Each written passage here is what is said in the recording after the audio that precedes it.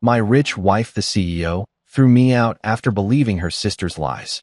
3 weeks later, she asked if I'd reflected instead. I handed her divorce papers. Her sister lost it. You know how they say hindsight's 20/20? Well, let me tell you something. Sometimes you can see the train wreck coming from a mile away, but you're too damn stubborn to get off the tracks. That's basically the story of my life, or at least the 44 years leading up to this spectacular mess I'm about to lay on you.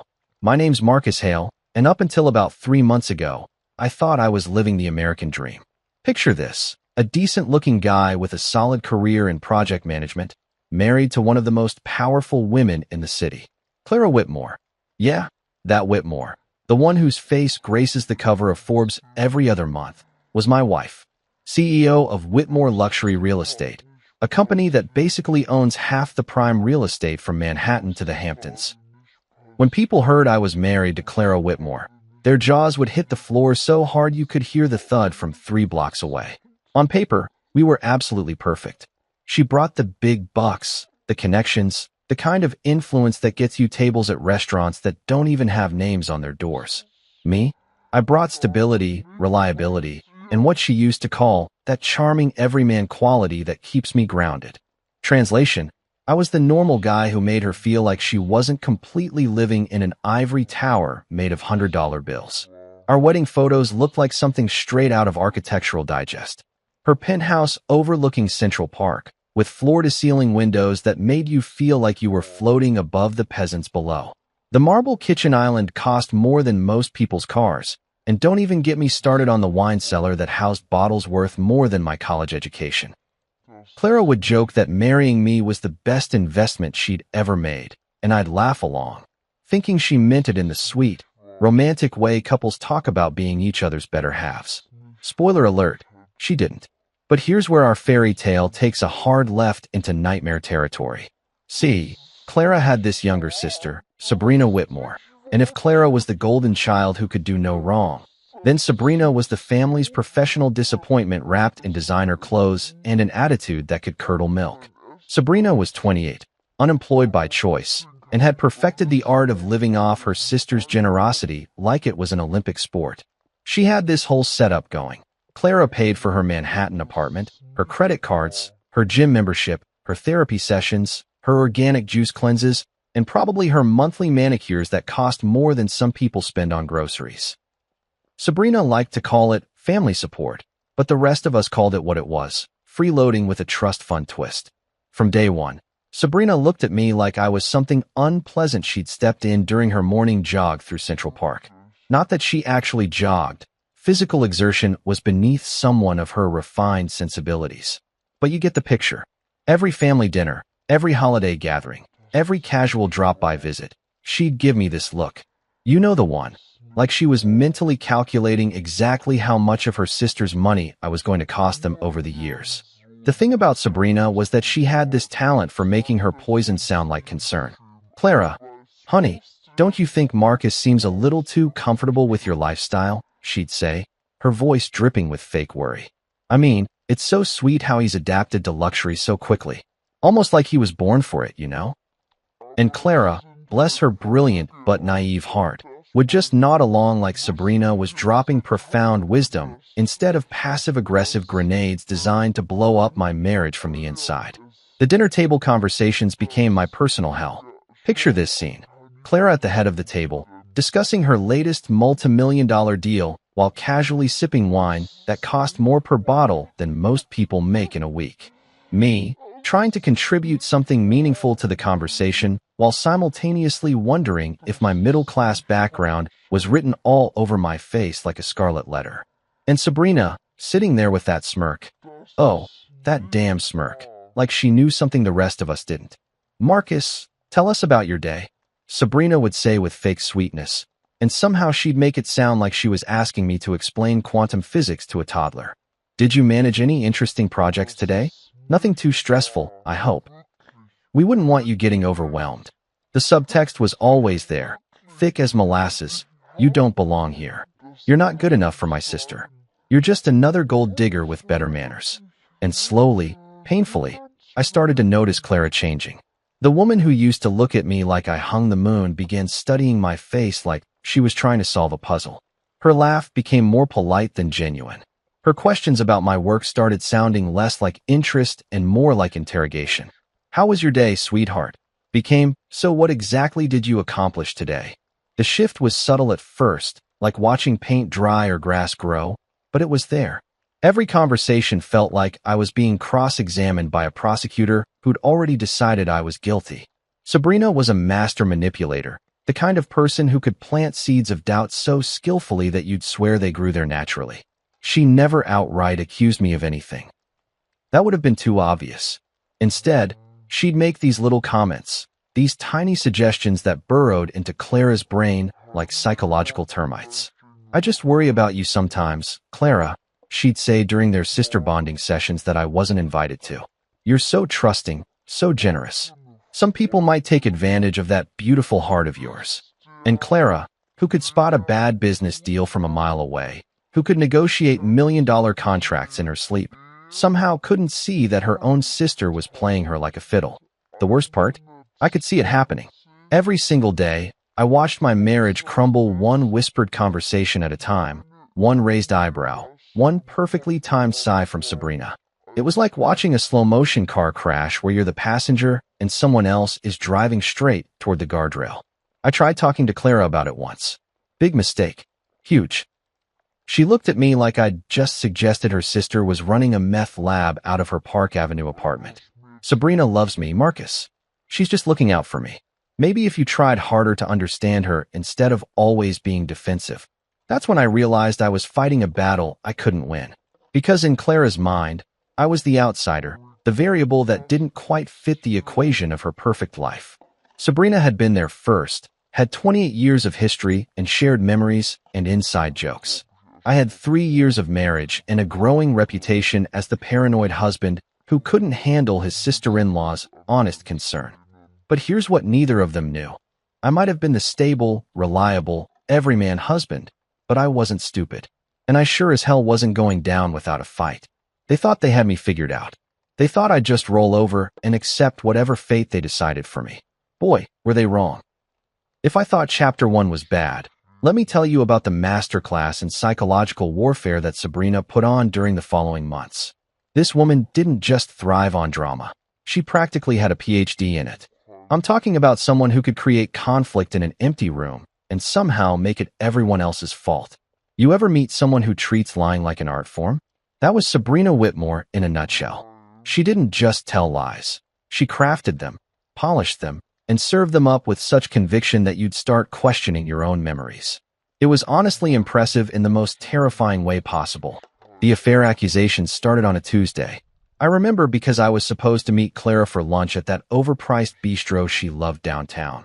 The kind of place where they charge $30 for a salad and call it artisanal. I was running late from a client meeting when my phone buzzed with a text from Clara. "Rain check on lunch." Need to think about some things Sabrina told me. Some things Sabrina told her. Those 6 words should have come with a hazmat warning because they were about to poison everything we'd built together. When I got home that evening, the temperature in our penthouse felt like it had dropped about 20 degrees. Clara was sitting in her favorite chair, the white leather monstrosity that cost more than most people's monthly rent. With this look on her face like she'd just discovered I'd been running a human trafficking ring out of our spare bedroom. "We need to talk," she said. And brother, if you've ever been married, you know those 4 words are basically the relationship equivalent of Code Red. All hands on deck. Prepare for impact. "Sure, babe. What's up?" I said, trying to keep things light while my stomach was doing gymnastics routines that would make an Olympic athlete jealous. Clara took a deep breath, the kind you take before you jump off a cliff or tell someone their dog died. "Sabrina saw you having lunch with a woman today. A blonde woman. At Cafe Milano. Now, here's where it gets absolutely ridiculous. First off, I wasn't at Cafe Milano. I was in a conference room with 3 middle-aged guys discussing pipeline schedules for a construction project. Second, the only blonde I'd interacted with all day was the barista at Starbucks who spelled my name Marcus, despite me spelling it out for her. But Sabrina had planted this seed, and Clara was already nurturing it like it was going to bloom into a beautiful garden of justified suspicion. "Clara, honey, I was in meetings all day. I can show you my calendar, my emails. Hell, I can probably get security footage from my office building if you want. But here's the thing about Sabrina's lies. They were never just about the facts.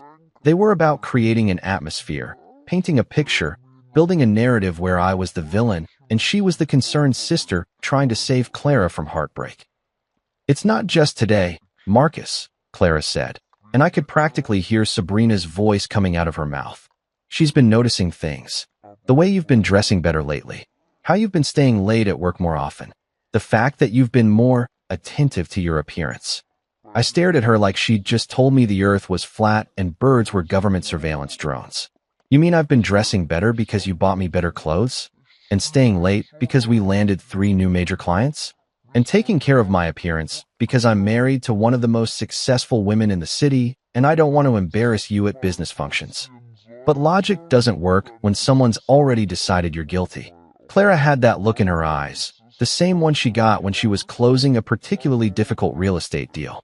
She'd made up her mind, and now she was just looking for evidence to support her conclusion. The money accusations came next, because apparently I was supposed to be both an unfaithful husband and a financial parasite. According to Sabrina's latest intel, I'd been funneling funds into side businesses and using Clara's connections for personal gain. This was rich coming from someone whose only job was professionally spending her sister's money. But hey, who's keeping track? She showed me bank statements. "Marcus, transfers you've been making. Money going into accounts I don't recognize."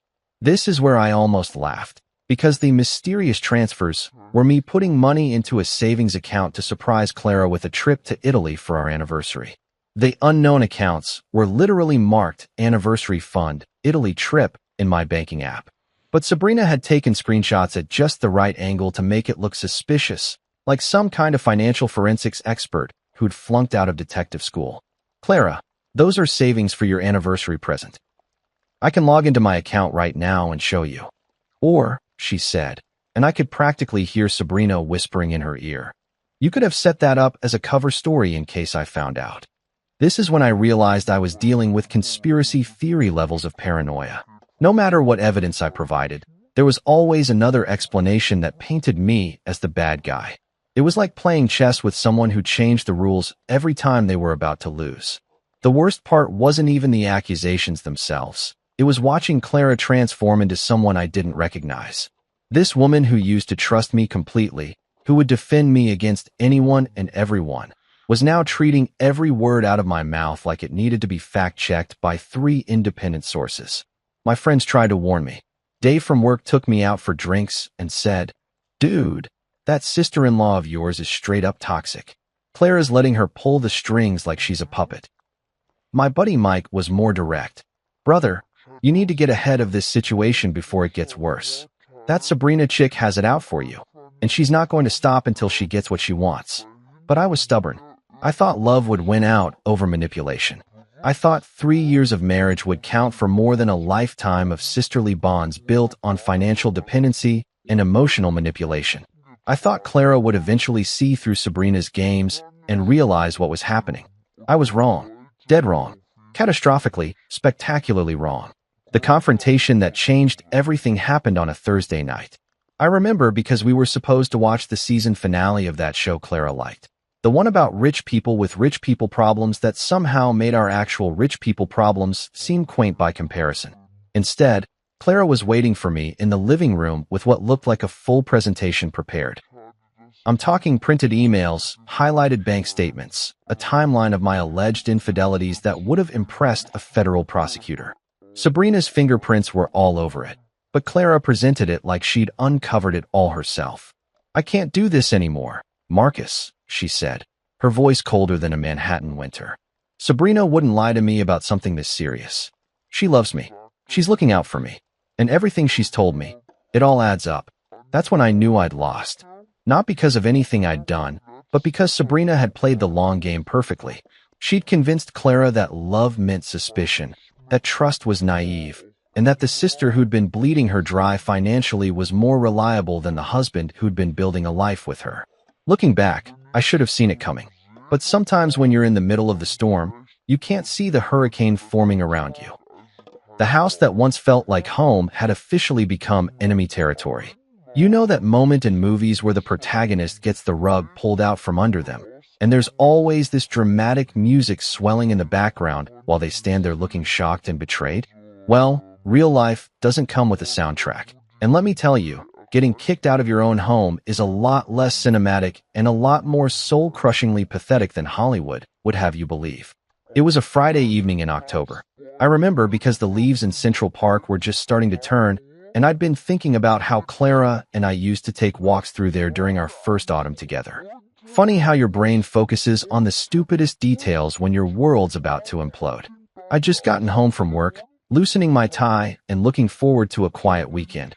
Maybe ordering from that Thai place Clara liked. Watching something mindless on Netflix.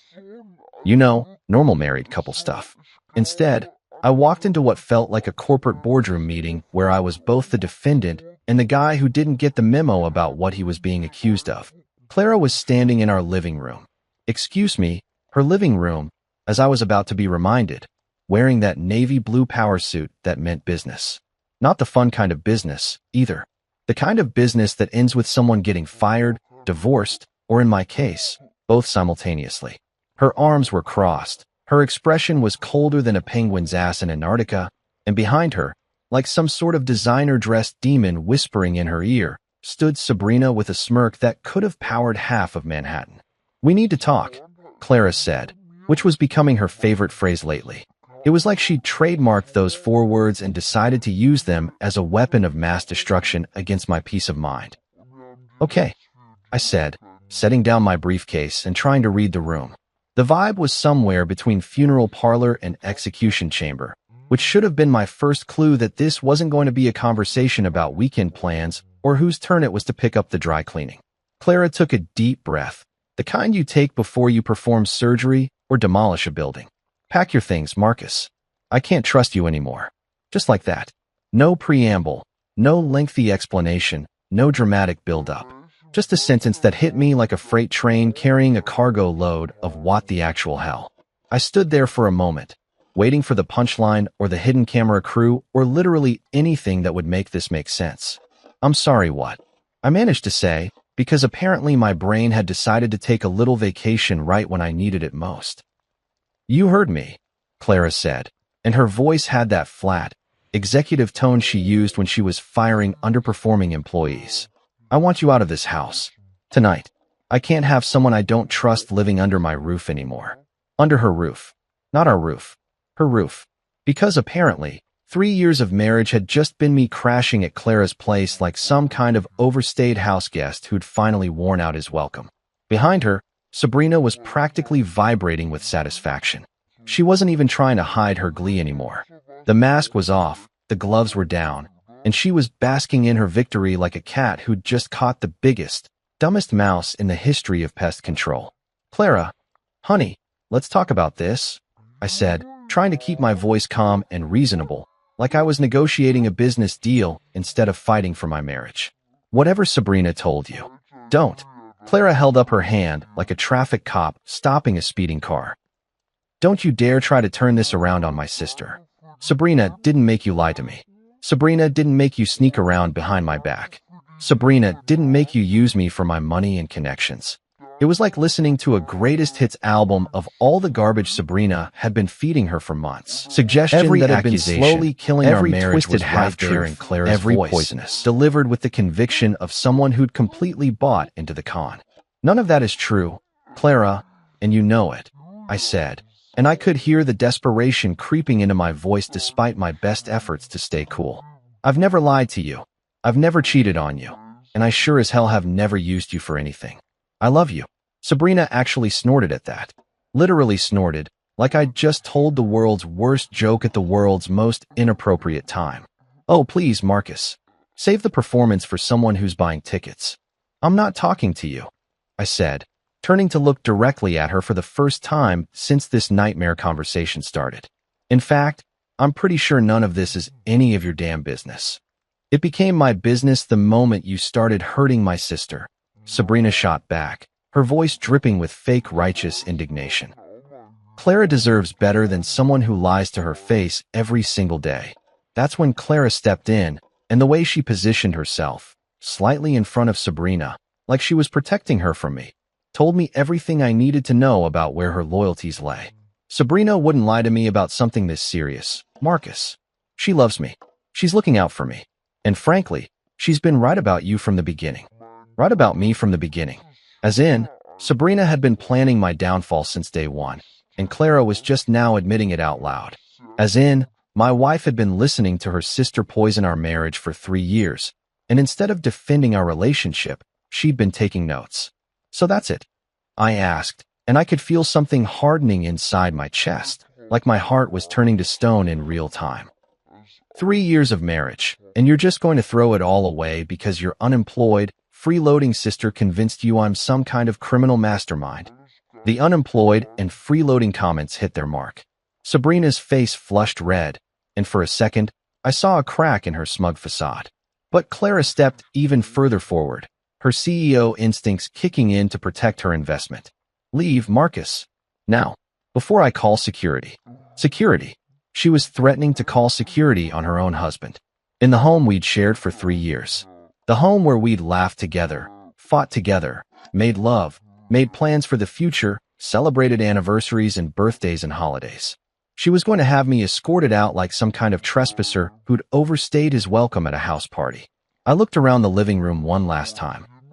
At the couch where we used to watch movies together, at the dining table where we'd hosted dinner parties, at the windows that looked out over the city we'd planned to grow old in together.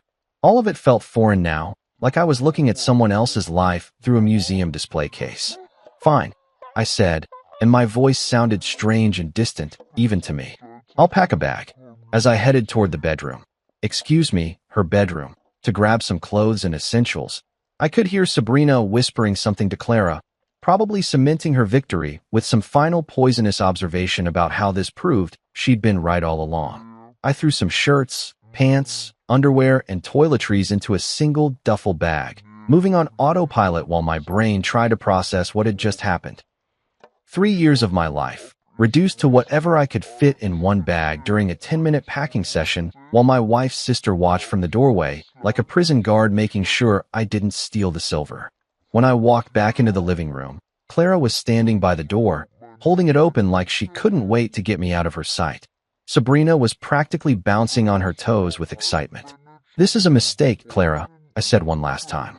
And someday you're going to realize it. The only mistake I made was trusting you in the first place. She replied, not even looking at me. So I walked out. I walked out of the penthouse, out of the building, out of the life I'd built with someone I thought loved me enough to at least give me the benefit of the doubt. The door closed behind me with a sound that felt like a coffin lid slamming shut. Standing on the sidewalk with my single bag, watching taxis and pedestrians go about their normal Friday evening routines, I felt something I hadn't expected. Relief. Underneath all the hurt and anger and betrayal, there was this weird sense of relief. Like I'd finally stopped pretending everything was okay when it clearly wasn't. They thought they'd won. They thought I'd come crawling back, begging for forgiveness and promising to be a better boy. They had no idea what they'd just unleashed. You ever been to one of those fancy spas where they put you in a sensory deprivation tank and tell you it's supposed to be therapeutic? Well, let me tell you about the 3 weeks I spent in my crappy downtown apartment, because it was basically the same experience, except instead of finding inner peace, I was plotting the most elegant revenge in the history of marital warfare. My new place was what real estate agents like to call cozy, and normal people call a shoebox with delusions of grandeur. 600 square feet of pure mediocrity, complete with a refrigerator that sounded like a dying whale, and neighbors who apparently thought practicing interpretive dance at 2 in the morning was a perfectly reasonable life choice. After 3 years of living in Clara's penthouse palace, this place felt like I'd been demoted from first class to the cargo hold of life. But you know what? It was mine. Nobody could kick me out of it. Nobody could stand in the living room and tell me to pack my things because they didn't trust me anymore. And most importantly, nobody could fill the air with poisonous whispers about what a terrible person I was while I was trying to watch Netflix and eat cereal for dinner like a functioning adult. The first few days were rough, I'll admit it. I spent a lot of time staring at the ceiling, wondering how the hell my life had taken such a hard left turn into Crazyville. I'd wake up in the morning and reach for Clara. only to remember that Clara was probably having champagne breakfast with her psychotic sister, celebrating their victory over the evil husband who'd apparently been running some kind of long-con marriage scam for 3 years. But here's the thing about hitting rock bottom. It's actually pretty solid ground to build on. And while I was sitting there in my apartment, eating takeout Chinese food and wondering if this was what a midlife crisis looked like, something interesting started happening. My phone wasn't ringing. Not once. Not a single call from Clara asking how I was doing, or if I was okay, or if maybe we should talk about things like adults instead of letting her sister orchestrate my exile, like some kind of designer-dressed puppet master. Radio silence. Complete and total radio silence. Which told me everything I needed to know about how much my 3-year marriage had really meant to her. Apparently, throwing out your husband was like throwing out old furniture. Once it's gone, you don't really think about it anymore. But Sabrina? Oh, Sabrina was having the time of her life. Social media became her personal victory lap, and I got to watch the whole show from my front row seat in Loserville. Instagram stories featuring expensive lunches with captions like, "So grateful for family, who really have your back." Facebook posts about toxic people and how sometimes you have to cut dead weight to truly flourish. Twitter updates about supporting strong women who deserve better. Each post was like a little digital middle finger aimed directly at me. And the worst part? She was doing it all from Clara's accounts, Clara's events, Clara's money. The unemployed sister who'd never worked a day in her life was playing social media influencer with someone else's success. And somehow, I was the villain in this story. But instead of getting pissed off, which is what the old Marcus would have done, I started getting curious. Because here's what didn't add up. If I was such a terrible husband, such a lying, cheating, money-grabbing scumbag, why wasn't Clara talking about it? Why wasn't she posting her own free at last celebration posts? Why was Sabrina doing all the public victory dancing while Clara stayed conspicuously quiet? That's when I started paying attention to the details. And brother, when you're a project manager who spent 20 years of his career catching other people's mistakes and fixing other people's messes, you develop a pretty good eye for things that don't quite line up. Like the fact that Clara's company had been unusually quiet lately. No big announcements, no new developments, no press releases about record-breaking sales quarters. For a woman who usually treated her business success like a full-contact sport, the silence was deafening. Like the fact that Sabrina's social media posts, while frequent and obnoxious, were all taking place at the same handful of locations. The Penthouse, that overpriced cafe Clara liked, the same 3 or 4 restaurants. For someone who was supposedly living her best life, she wasn't getting around much. Like the fact that none of Clara's business associates or friends had reached out to me. Not to offer condolences, not to ask what happened, not even to be nosy about the divorce rumors that were probably circulating through their social circles like wildfire. In a community where gossip traveled faster than bad stock tips, the complete silence was weird. So I started doing what I do best, research. Not the creepy stalker kind of research. I'm not a psychopath. But the methodical, professional kind of research that comes from years of managing complex projects where one missed detail can cost everyone involved a fortune. I started with the easy stuff. Public records, business filings, anything that was legally available to anyone who bothered to look. And that's when things started getting interesting. Turns out, Whitmore Luxury Real Estate had been having what you might call a challenging fiscal quarter. Several deals had fallen through. A couple of major investors had pulled out, and there were some regulatory issues with a development project that had been Clara's pet project for the past 2 years. Nothing catastrophic, but definitely not the kind of smooth sailing Clara was used to. Then I started looking into the prenup. You remember the prenup, right? The one Clara had insisted on back when we were so in love that she wanted to make sure I was protected if anything ever happened to her business empire? The one she drafted when she was still thinking with her heart instead of listening to her sister's paranoid fantasies? Here's something most people don't know about prenups. They're not just about protecting the wealthy spouse from the poor spouse. Sometimes, depending on how they're written and when they're signed, they can work the other way around. Especially when the wealthy spouse initiates a divorce based on false accusations and refuses to attempt counseling or mediation. I spent hours reading through that document, and let me tell you, 3 years ago Clara had been a very different person from current Clara. 3 years ago Clara had been madly in love and wanted to make sure I felt secure in our marriage. She'd insisted on clauses that would protect me if she ever became abusive, controlling, or unfaithful. She'd included provisions for substantial alimony if the marriage ended due to her misconduct or unreasonable behavior. Unreasonable behavior. Like, say, throwing your husband out of the house based on lies told by your freeloading sister, without any evidence of actual wrongdoing, and refusing to even attempt to work through your problems like adults. Current Clara probably didn't even remember those clauses.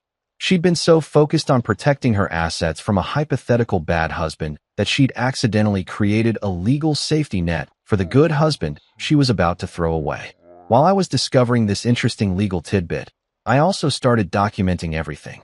Screenshots of Sabrina's social media posts, particularly the ones that could be interpreted as harassment or defamation. Records of all my attempts to contact Clara and work things out.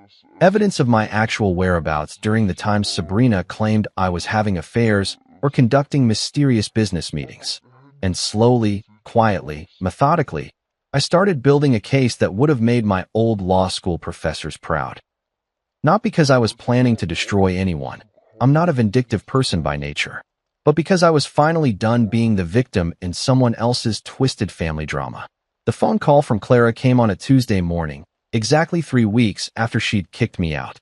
I was sitting in my kitchen, drinking coffee, and reading through some particularly interesting financial documents I'd requested from our accountant, when my phone buzzed with her name. For a split second, I thought about not answering.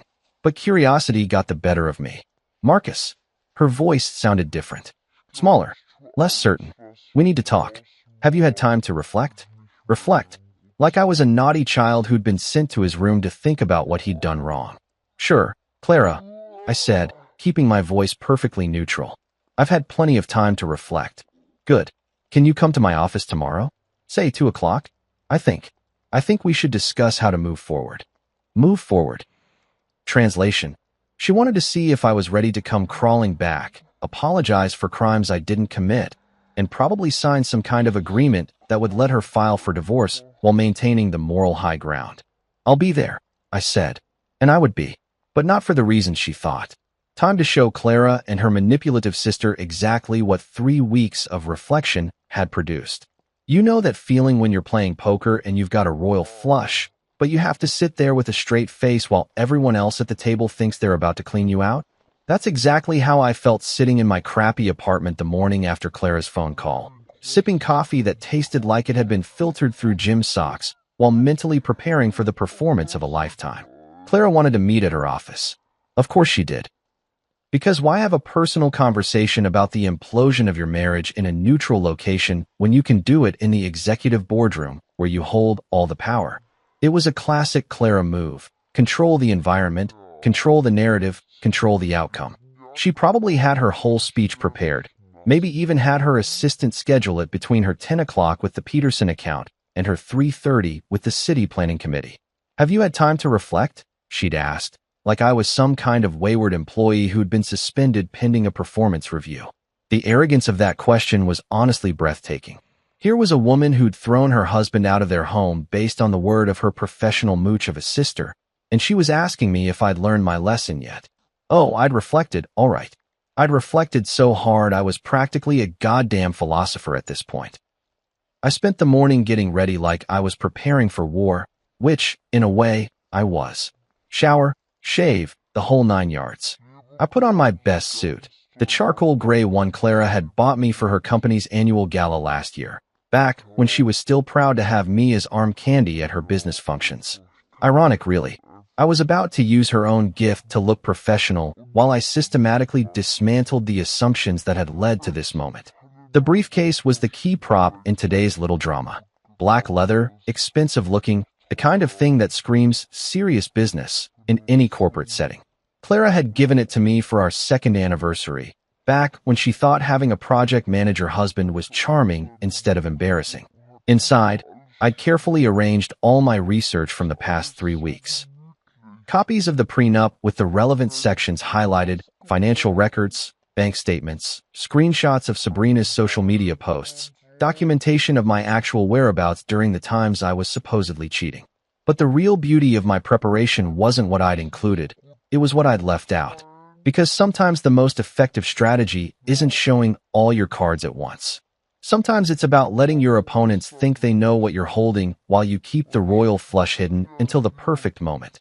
I got to Clara's office building about 20 minutes early, because punctuality was one of those middle-class habits I'd never been able to shake, even after years of living in the penthouse. The lobby was all marble and glass and the kind of aggressive minimalism that screams, "We charge $500 an hour, and we're worth every penny." The security guard nodded at me like he recognized me, which he probably did from all the times I'd come here to surprise Clara with lunch or flowers, or just to be a supportive husband during her particularly stressful weeks. Those days felt like they belonged to someone else's life now. I took the elevator to the 15th floor, listening to the kind of generic jazz that's designed to make you feel sophisticated while you wait to get screwed over by people in expensive suits. The receptionist, Jessica, I think her name was, smiled at me with that professional warmth that doesn't quite reach the eyes. "Mr. Hale, it's been a while. Mrs. Whitmore is expecting you. Conference room A. Conference room A. The big one. The one with the floor-to-ceiling windows overlooking the city. The one where Clara held her most important meetings with investors and city officials. She wasn't just meeting with me. She was making a statement. This was business now, not personal. I was being summoned to the principal's office to discuss my behavioral issues. I sat in the waiting area, watching Clara's employees go about their daily routines. These were people I'd met at company parties, people who'd congratulated me when Clara and I got married, people who'd probably been gossiping about my mysterious disappearance for the past 3 weeks. I wondered how many of them knew the real story versus Sabrina's version of events. I wondered how many of them actually cared. The thing about corporate environments is that they have this way of making everything feel important and official, even when it's just personal drama dressed up in business attire. But that formality works both ways. If Clara wanted to treat this like a business meeting, then I was going to give her the full professional experience.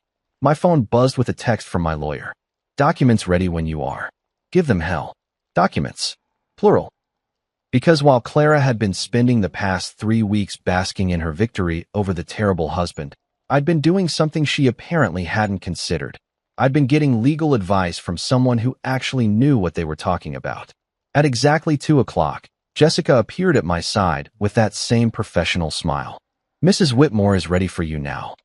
I followed her down the hallway, past the motivational posters and awards and photographs of Clara shaking hands with various important-looking people. This was her domain, her kingdom, her carefully constructed monument to success and control. And in about 10 minutes, I was going to show her exactly how much control she actually had over this situation. The conference room door opened, and there she was. Clara, sitting at the head of the long mahogany table like she was chairing a board meeting instead of having a conversation with her estranged husband. She looked good. She always looked good, but there was something different about her face. Tired, maybe, or stressed. The past 3 weeks hadn't been as easy as she'd pretended. And there, sitting to her right like some kind of evil advisor, was Sabrina. Because of course Sabrina was there. Of course the woman who'd orchestrated this entire situation would want to be present for my humiliation. She was probably planning to live tweet the whole thing. "Marcus," Clara said, gesturing to the chair across from her. "Please sit down." I sat down and placed my briefcase on the table with deliberate care. Both women looked at it with curiosity, probably wondering what pathetic collection of apologies and promises I'd brought to grovel my way back into their good graces. "Thank you for coming," Clara continued, slipping into her CEO voice like putting on a familiar jacket. "I hope these past few weeks have given you time to think about everything that's happened between us. Everything that's happened between us. Like our marriage had just spontaneously combusted instead of being systematically destroyed by the woman sitting next to her." "Oh, I've been thinking," I said, keeping my voice calm and pleasant. "I've been thinking a lot." Sabrina leaned forward slightly, that familiar smirk playing around the corners of her mouth. She was enjoying this already, anticipating the moment when I'd break down and beg for forgiveness while she got to play the role of the protective sister who'd saved Clara from a terrible mistake. "Good," Clara said, "because I think we need to discuss how we're going to handle this situation going forward. Our marriage, our living arrangements, our future. Our future." The way she said it, with that slight pause, told me everything I needed to know about what kind of future she had in mind. There would be a divorce, probably with me taking the blame for the whole mess. There would be a settlement, probably heavily weighted in her favor. There would be a narrative where she was the successful businesswoman who'd been taken advantage of by a gold-digging husband, and Sabrina was the loyal sister who'd tried to warn her. It was a nice plan. Clean, simple, effective. Too bad for them that I'd spent the past 3 weeks coming up with a better one. Actually, Clara, I said, reaching for my briefcase, I think you're right. We do need to discuss our future. And I've brought along some materials that I think will help clarify exactly what that future is going to look like. The briefcase clicked open with a sound that seemed to echo in the suddenly quiet room. Both women were staring at me now with expressions that had shifted from confident control to something that looked suspiciously like uncertainty. Before we get started, I continued, pulling out a neat stack of papers. I just want to say that I've done a lot of reflecting over the past 3 weeks. About our marriage, about trust, about what happens when people make assumptions without checking the facts first. I placed the papers on the table between us and looked directly at Clara for the first time since I'd walked into the room. And what I've concluded is that you're absolutely right. We do need to discuss how we're going to handle this situation going forward. I slid the papers across the table to her with a smile that probably looked a lot more confident than I felt. Starting with these divorce papers, I'd like you to sign. You know that moment in chess when you move your queen into position and your opponent suddenly realizes they've been playing checkers this whole time? That's exactly what Clara's face looked like when those divorce papers hit the mahogany table with all the subtle impact of a nuclear bomb wrapped in legal letterhead. The silence in that conference room was so thick you could have cut it with a butter knife and served it as an appetizer at one of Clara's fancy business dinners. Both women were staring at the documents like I'd just pulled a live snake out of my briefcase instead of a perfectly legitimate legal filing that had been prepared by one of the best divorce attorneys in the city. Clara's hand was hovering over the papers like she was afraid they might burst into flames if she actually touched them. Her perfectly composed CEO mask was starting to crack around the edges, and I could practically see the gears turning in her head as she tried to figure out how the hell the meeting had gotten away from her this quickly. Sabrina, on the other hand, looked like someone had just told her Christmas was canceled and her trust fund had been donated to charity. The smirk that had been permanently attached to her face for the past 3 weeks had vanished completely, replaced by an expression that was somewhere between confusion and pure, unadulterated panic. What is this? Clara finally managed to say, her voice carrying just the tiniest tremor that told me I'd succeeded in rattling her cage in a way that probably hadn't happened since her first board meeting 20 years ago. Those are divorce papers, I said helpfully, like I was explaining basic math to a particularly slow kindergartner.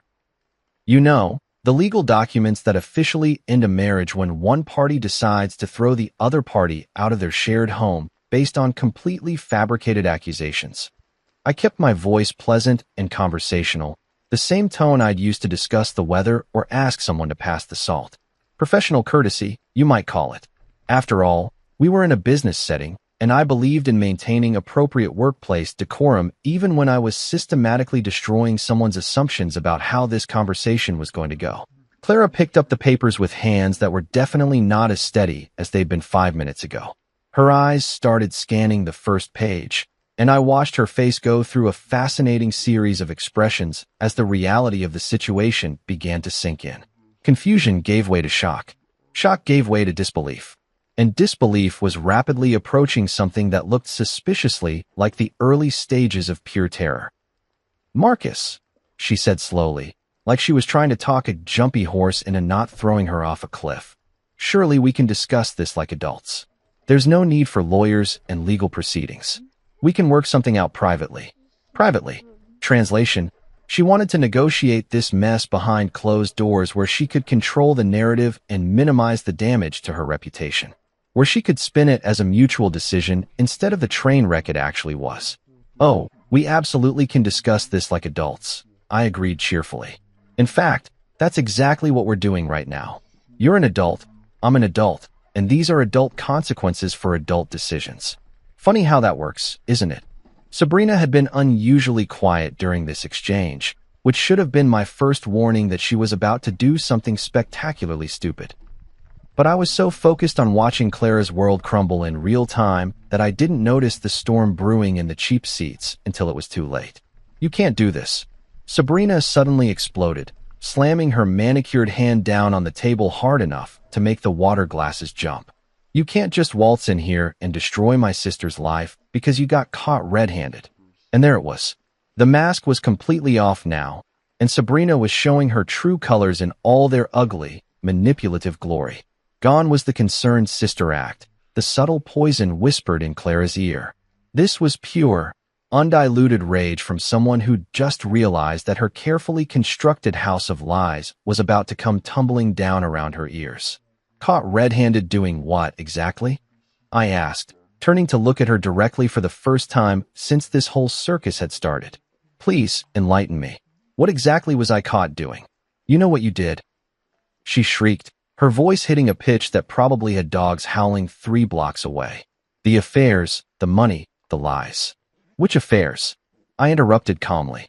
"The ones where I was supposedly seen at Cafe Milano when I was actually in a conference room with witnesses who can verify my whereabouts? Or maybe you're talking about the mysterious blonde woman who turned out to be a barista at Starbucks who can't spell my name correctly on a coffee cup." Sabrina's face was turning an interesting shade of red that clashed horribly with her designer outfit. "The money transfers. The secret accounts. You mean my anniversary savings account?"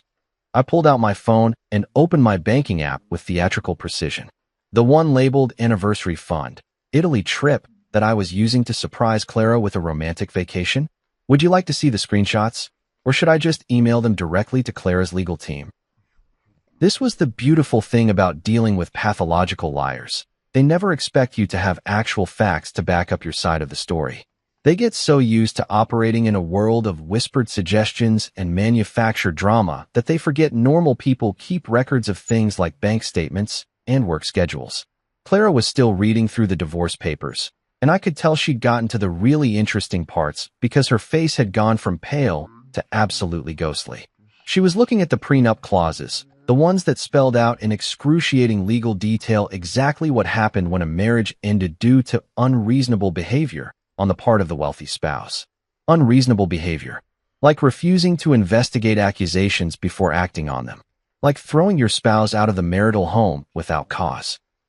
Like prioritizing the word of a financially dependent family member over the person you'd promised to love, honor, and trust until death do you part.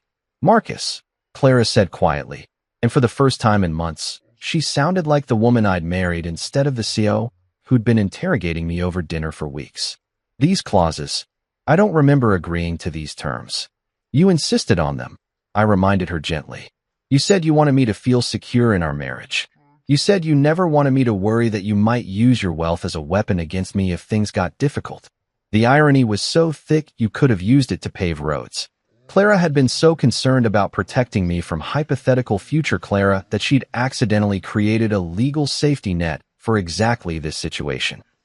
Sabrina was reading over Clara's shoulder now, and I watched her face go from red to white to an interesting shade of green as she realized what those highlighted sections actually meant. Her sister, her meal ticket, her source of income, her entire lifestyle, was about to become significantly less wealthy, and it was all because of the lies Sabrina herself had planted. "Clara, you can't sign this," Sabrina whispered urgently. "There has to be another way. You can fight it." "You can." "Fight what?" Clara asked, and her voice sounded hollow and defeated. "Fight the prenup I insisted on. Fight the documented evidence that Marcus wasn't actually cheating. Fight the fact that I threw my husband out of our home based on accusations I never bothered to verify." She looked up at me, and for a moment, I saw a flash of the woman I'd fallen in love with 4 years ago.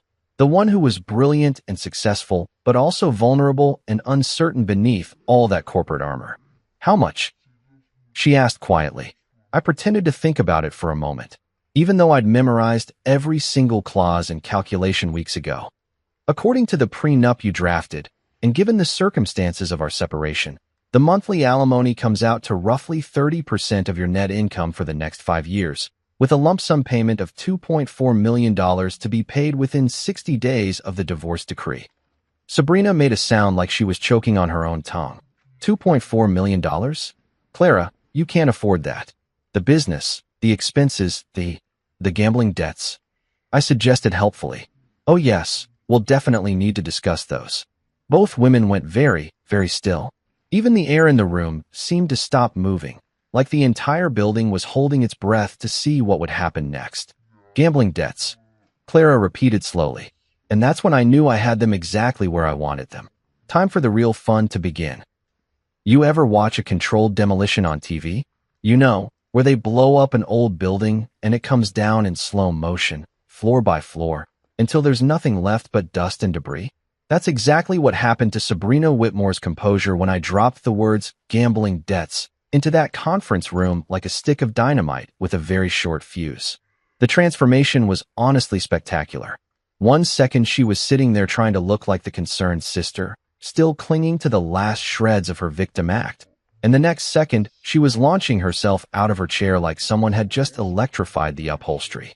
"You bastard," she screamed, and I mean screamed, the kind of sound that probably sent every dog in a 5-block radius running for cover. "You lying, manipulative bastard. You can't prove anything." But there's the beautiful thing about gambling addicts, especially the kind who think they're smarter than everyone else. They leave a trail of evidence longer than the receipt from a Black Friday shopping spree at Macy's. And when that evidence involves stealing money from your sister's business accounts to feed your addiction, well, that trail becomes less like breadcrumbs and more like neon highway markers pointing straight to federal prison. Clara was staring at Sabrina like she'd never seen her before in her life. Gambling debts? Sabrina, what is he talking about? Nothing. Sabrina shot back, but her voice had gone up about 3 octaves, which is generally not what innocent people sound like when they're denying accusations. He's making it up. He's trying to deflect from his own crimes by my own crimes. I interrupted, reaching back into my magical briefcase of truth bombs. You mean like this? I pulled out a manila folder that was thick enough to choke a horse and placed it gently on the table between us. The silence that followed was so complete I could hear the air conditioning humming in the vents overhead. "These are bank statements," I said conversationally, like I was discussing the weather instead of about to destroy someone's entire life. Not mine, obviously, since you've already established that my finances are an open book. These are from several offshore accounts that were opened using Clara's business credit and social security number. Clara's face went from pale to absolutely ghostly. "What are you talking about, Marcus?" "Well, it's interesting," I continued, opening the folder and spreading out the documents with the kind of care usually reserved for handling ancient manuscripts. "It seems someone has been making regular transfers from Whitmore Luxury Real Estate's operating accounts into these offshore holdings for the past 18 months. Small amounts at first, 5,000 here, 10,000 there, but gradually increasing in frequency and size." Sabrina was standing now, backing away from the table like the papers were radioactive. "You can't, that's not. How did I get these?" I smiled at her with all the warmth of a shark who'd just spotted a wounded seal. Funny thing about being married to a CEO, you pick up a few contacts in the financial investigation business. Turns out, when you pay the right people enough money, they can trace just about any financial irregularity back to its source. I pulled out another sheet. This one with highlighted sections that looked like a Christmas tree had exploded all over it. This particular account shows regular withdrawals at various casinos in Atlantic City, Las Vegas, and, my personal favorite, an online poker site called Lucky Lady's Last Chance. Really classy name, by the way. Very subtle. Clara was reading over my shoulder now, her breathing getting shallow and quick like someone was slowly squeezing all the air out of the room. "Sabrina, please tell me this isn't what it looks like." "It's not what it looks like," Sabrina shrieked, but she was still backing toward the door like she was planning to make a run for it.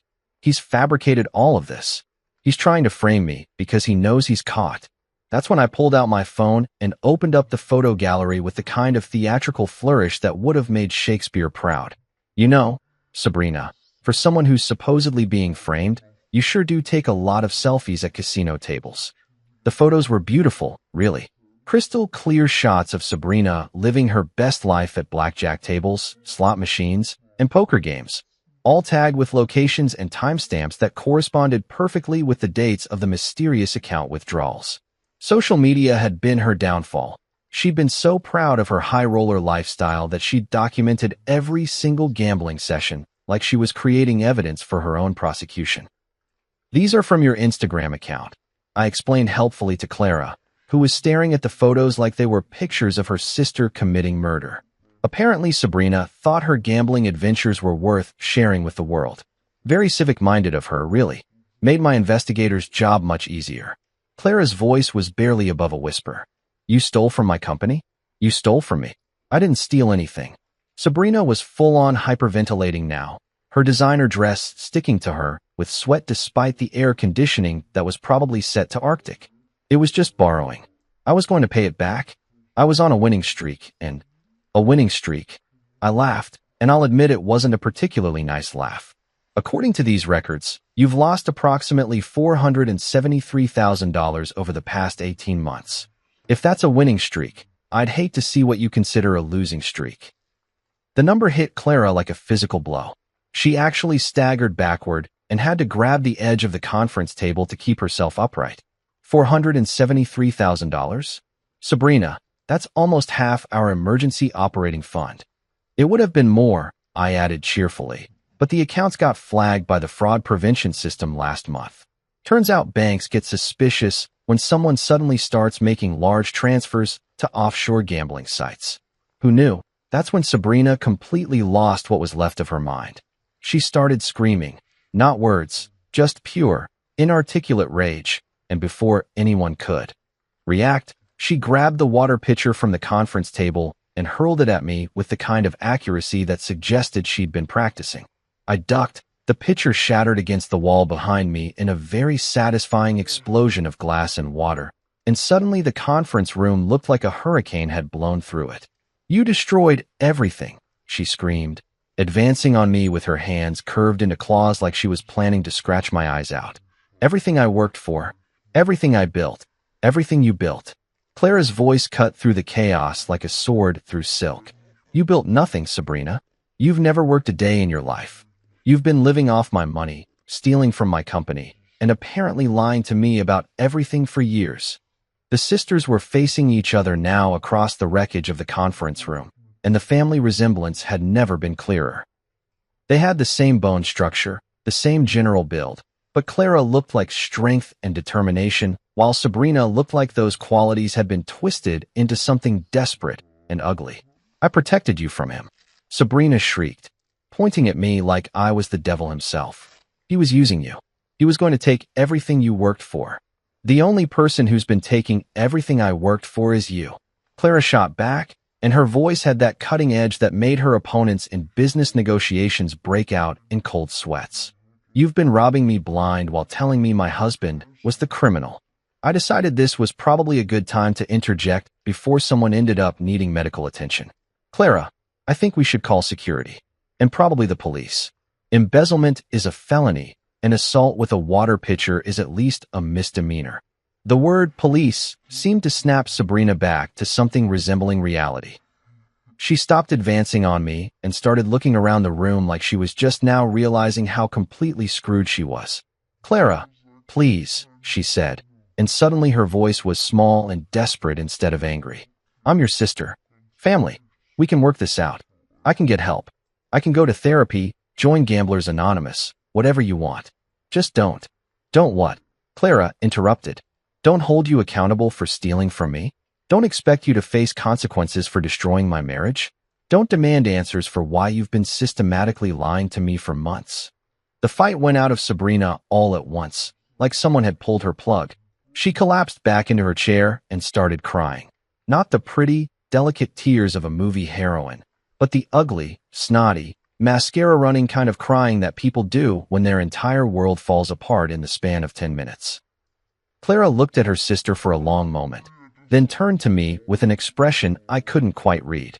"Marcus," she said quietly, "I owe you an apology. A very big apology. But I wasn't done yet.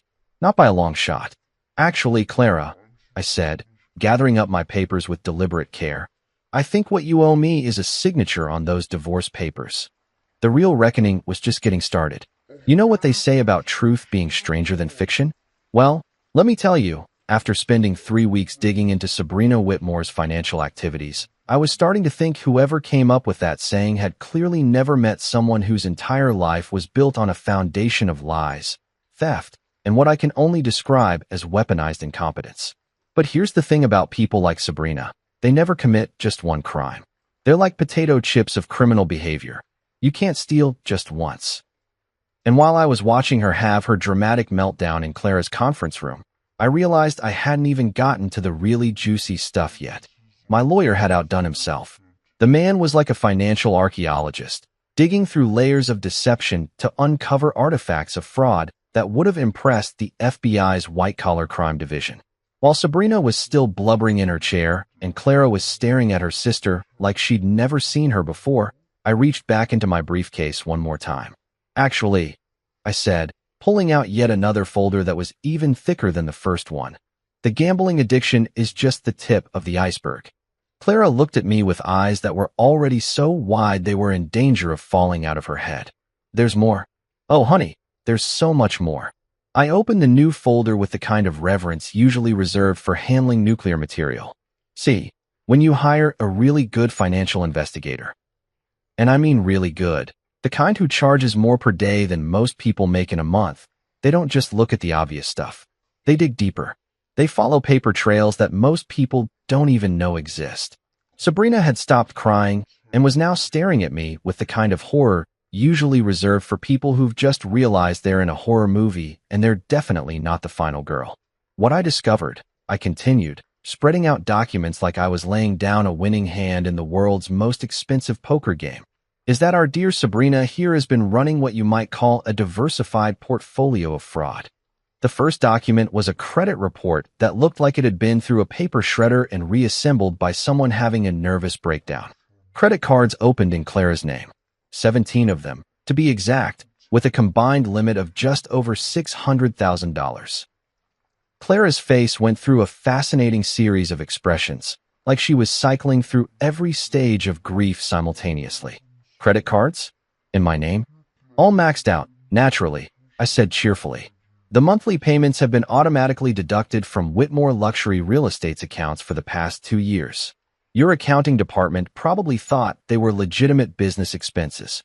I pulled out another sheet, this one covered in so many colored highlights it looked like a rainbow had exploded on it. "Then there are the loans. Personal loans, business loans, something called a luxury lifestyle advance from a company that I'm pretty sure is just 3 guys in a basement somewhere who charge interest rates that would make loan sharks blush." Sabrina was making small whimpering sounds now, like a dog that knows it's about to get taken to the vet for something unpleasant. Clara, on the other hand, was getting that focused look she got when she was about to destroy someone in a business negotiation. "How much?" Clara asked, and her voice had gone completely flat and emotionless, which anyone who knew her would recognize as a very, very bad sign. I pretended to consult my notes, even though I had these numbers memorized down to the penny. "Well, if we include the gambling losses, the credit card debt, the various loans, and the compound interest on everything, we're looking at approximately $1.2 million in total debt that's been systematically transferred onto your personal and business credit." The silence that followed was so complete I could hear the elevator dinging in the hallway outside. Clara was staring at the documents like they were written in a foreign language, and Sabrina looked like she was seriously considering whether jumping out the 15th floor window would be preferable to whatever was about to happen next. But wait, there was more. Because when you're dealing with someone who's spent years perfecting the art of financial parasitism, you don't stop at simple theft. You branch out into more creative endeavors. "Oh, and then there's the real estate," I said, pulling out what looked like a stack of property deeds and mortgage documents. Turns out Sabrina has been quite the entrepreneur in the property investment business. Clara's head snapped up. "What property?" 3 condos in Miami, a beach house in the Hamptons, and, this is my personal favorite, a timeshare in Aspen that apparently comes with its own private ski instructor. I spread out the paperwork with the kind of care usually reserved for handling evidence at a crime scene. All purchased using loans that were secured against Whitmore Luxury Real Estate's assets. "That's impossible," Clara said, but her voice lacked conviction. "I would have had to sign off on any loans using company assets as collateral." I pulled out a magnifying glass. Yes, I actually brought a magnifying glass, because sometimes you have to lean into the drama, and handed it to her along with one of the documents. Take a look at the signature line. Clara examined the signature under magnification, and I watched her face go from confusion to understanding to pure, undiluted rage in the span of about 10 seconds. "This is my signature," she said quietly. "Technically, yes," I agreed. "But unless you've developed a sudden interest in timeshares and beach houses that you forgot to mention, I'm guessing you didn't actually sign these documents." Forgery.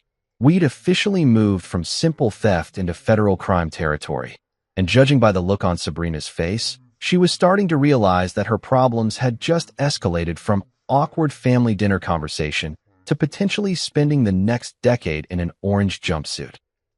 "Sabrina," Clara said, and her voice was so cold it could have frozen nitrogen.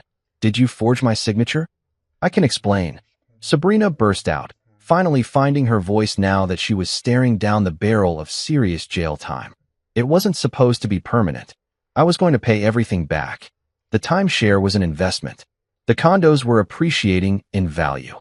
It was all going to work out. You forged my signature to steal over $1 million, Clara said slowly, like she was testing each word to make sure it was real. You destroyed my marriage with lies while you were robbing me blind. You've been living off my money, sleeping in a bed I paid for, eating food I bought, while systematically destroying everything I've worked for." The breakdown of their relationship was happening in real time, and it was honestly beautiful to watch. 28 years of sisterly bonds, built on trust and family loyalty and shared childhood memories, crumbling under the weight of documented evidence that Sabrina had been treating Clara like her personal ATM for years.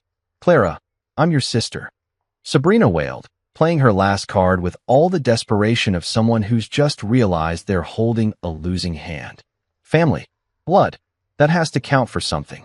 "You're right," Clara said, standing up slowly and walking over to where Sabrina was cowering in her chair. "It does count for something. It makes what you've done so much worse." She picked up her phone and started dialing. "Who are you calling?" Sabrina asked, though I think we all knew the answer. "The police," Clara said calmly. "And then my lawyer. And then my accountant. And then probably the FBI, because I'm pretty sure what you've done crosses state lines, which makes it a federal crime." Sabrina started crying again, but this time it wasn't the angry, frustrated crying from before. This was the kind of desperate, hopeless crying that people do when they realize their entire life has just imploded and there's no way to put the pieces back together. Clara looked at me across the wreckage of the conference room, across the destroyed remains of our marriage and her relationship with her sister, and for the first time in months, I saw something in her eyes that looked like respect. "Marcus," she said quietly, "I need to ask you something, and I need you to be completely honest with me." I waited. "Is there any chance at all, that we could find a way to fix this?" And that's when I knew I had her exactly where I wanted her. You know that moment in every revenge movie where the hero has the villain exactly where they want them, and you're sitting there waiting to see if they're going to show mercy or deliver the killing blow. Well, let me tell you something about real life. Sometimes the most devastating thing you can do to someone isn't destruction. Sometimes it's just walking away and letting them live with the consequences of their own choices. Clara was looking at me with those big, desperate eyes that had once made me melt like butter on hot toast. The same eyes that had convinced me to propose, that had made me believe I was the luckiest guy in the world when she said yes, that had looked at me with such love and trust during our wedding ceremony that I'd actually teared up in front of 300 of Manhattan's most influential people. Now those same eyes were pleading with me to save her from the wreckage of her own making. "Is there any chance we could fix this?" she'd asked, and the hope in her voice was so fragile it was practically heartbreaking. Almost. I stood up slowly, gathering my papers with the same methodical care I'd used throughout this entire spectacular shit show. Every document went back into its proper folder. Every folder went back into the briefcase. Every piece of evidence that had just demolished her world packed away neat and tidy like I was cleaning up after a particularly successful business presentation. "Fix this," I repeated, testing the words like I was trying to figure out what language she was speaking. "Clara, honey, I'm not sure you understand what this actually is anymore." Behind her, Sabrina had finally managed to stop crying long enough to pay attention to our conversation, and I could see the desperate calculation in her eyes. She was probably thinking that if Clara and I got back together, maybe she could somehow wiggle out of the legal nightmare she'd created for herself. Maybe Big Sister would protect her one more time, cover for her crimes, find a way to make all the bad stuff disappear like it always had before. Too bad for Sabrina that those days were officially over. "I know I made mistakes," Clara said, and credit where credit's due. She was trying to maintain some dignity even though her entire world was collapsing around her ears. "I know I trusted the wrong person. I know I should have believed you instead of." She gestured vaguely at her sister, who was still huddled in her chair like a designer-dressed gargoyle. "Instead of me. I finished for her. Instead of your husband. Instead of the man you promised to love, honor, and trust until death do us part. Instead of the guy who spent 3 years of his life building a relationship with you while your sister was systematically robbing you blind and poisoning your mind against me." Each word hit her like a physical blow, and I could see her flinch with every accusation. But here's the thing about consequences. They don't care about your feelings. They don't care how sorry you are or how much you regret your choices. They just exist, heavy and permanent and utterly unforgiving. "Marcus, please," she said, and there was real pain in her voice now. "I was wrong. I was so wrong about everything. But we can start over. We can rebuild. I'll make it right. Start over."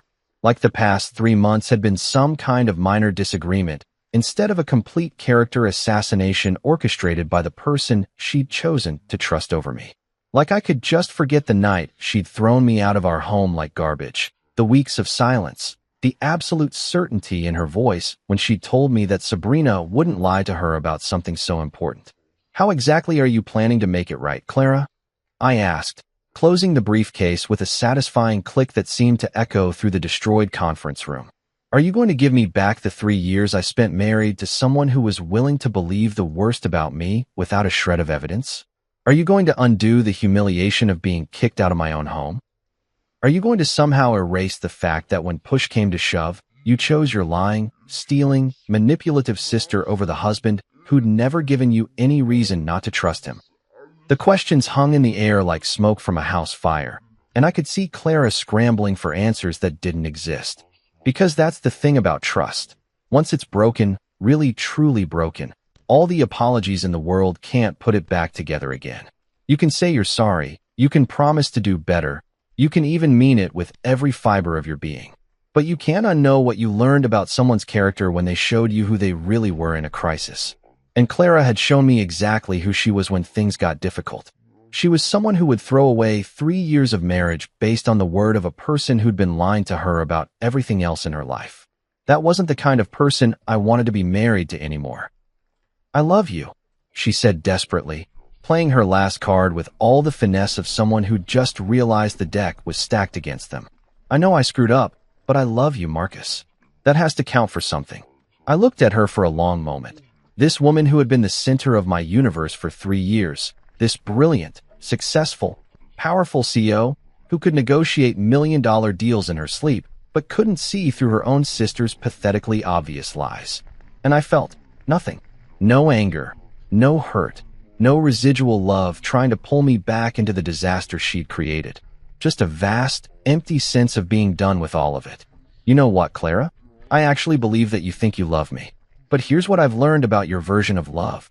It's conditional. It depends on other people's opinions. It evaporates the moment someone whispers something ugly in your ear. That's not love, sweetheart. That's just convenience with feelings attached."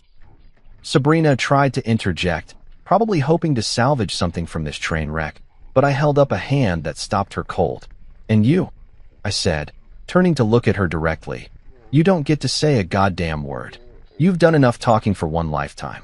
Security will be here soon to escort you out, and then you get to spend the next few years explaining to various law enforcement agencies exactly how you thought stealing over $1 million from your sister was a reasonable life choice."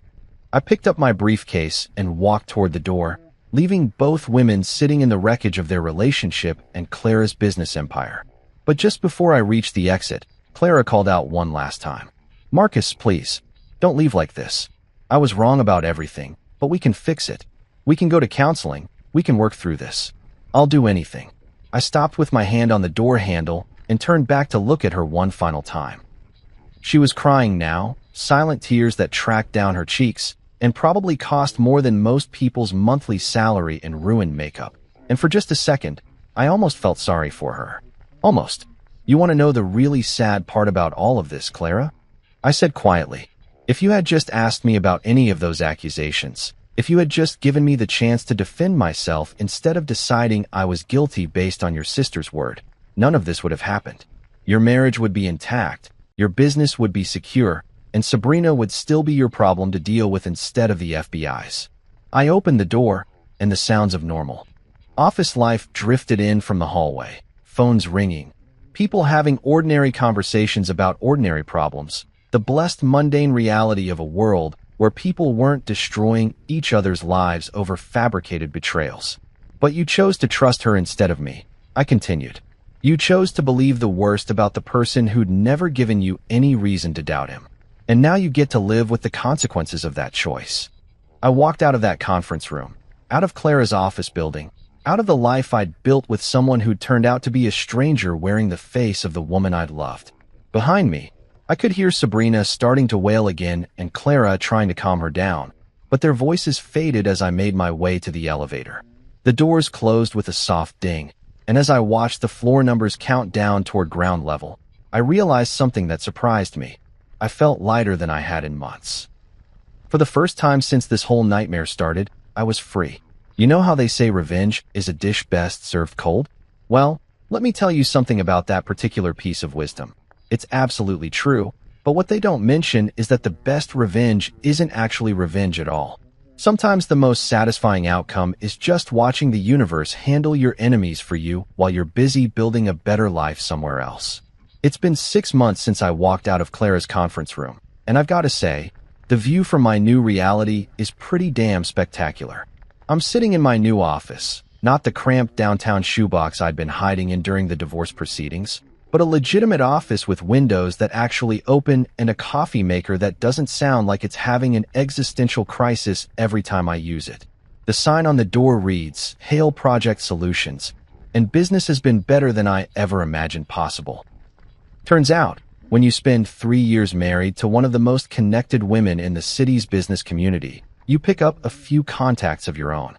And when those contacts hear that you're newly single and available for freelance project management work, and they've always thought you were the brains behind some of Clara's more successful ventures anyway, well, let's just say my phone started ringing pretty much the day after the divorce was finalized. The irony is beautiful, really.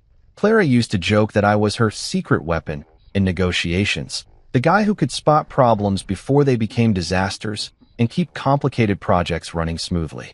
She thought she was being complimentary, but what she was actually doing was advertising my skills to every major player in Manhattan's business scene.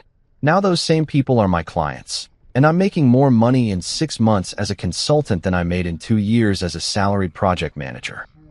Turns out my middle-class work ethic and attention to detail are pretty valuable commodities when they're not being overshadowed by someone else's trust fund and family connections. But the real satisfaction isn't the money or the success, or even the vindication of knowing I was right all along. The real satisfaction is watching Clara's empire crumble in real time while I'm building something solid and sustainable with my own 2 hands. The news started trickling in about a month after I left. Dave from my old job called me up, barely able to contain his excitement as he filled me in on the latest gossip from the Manhattan business community. Dude, you're not going to believe this, he'd said, but Clara's company is imploding.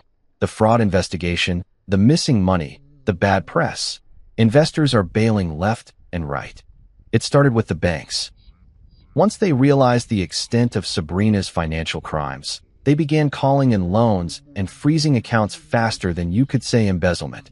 Clara found herself dealing with the kind of cash flow problems that would make a small business owner break out in cold sweats, except she was trying to manage it while running a multi-million-dollar real estate empire. Then came the clients. Wealthy people don't like uncertainty, and they really don't like doing business with companies that make headlines for all the wrong reasons. When news broke that Whitmore Luxury Real Estate CEO had been systematically robbed by her own sister for nearly 2 years without noticing, It didn't exactly inspire confidence in Clara's business judgment. The shareholders were next. Board meetings turned into bloodbaths, with investors demanding explanations Clara couldn't provide and answers she didn't have. How do you tell a room full of people who trusted you with their money that you were so busy listening to lies about your husband that you completely missed the fact that your sister was stealing them blind? The final nail in the coffin was the regulatory investigation. When federal agencies start looking into your business practices, it doesn't matter how innocent you are. The mere existence of an investigation is enough to scare away anyone who might have been willing to stick around through the financial problems and the bad press. Within 4 months, Clara had gone from Manhattan real estate royalty to just another failed SO, looking for a buyer willing to take over her debt-ridden company for pennies on the dollar. The personal toll was even more spectacular to watch from a distance. Clara had to sell the penthouse, the same penthouse she'd thrown me out of with such righteous certainty.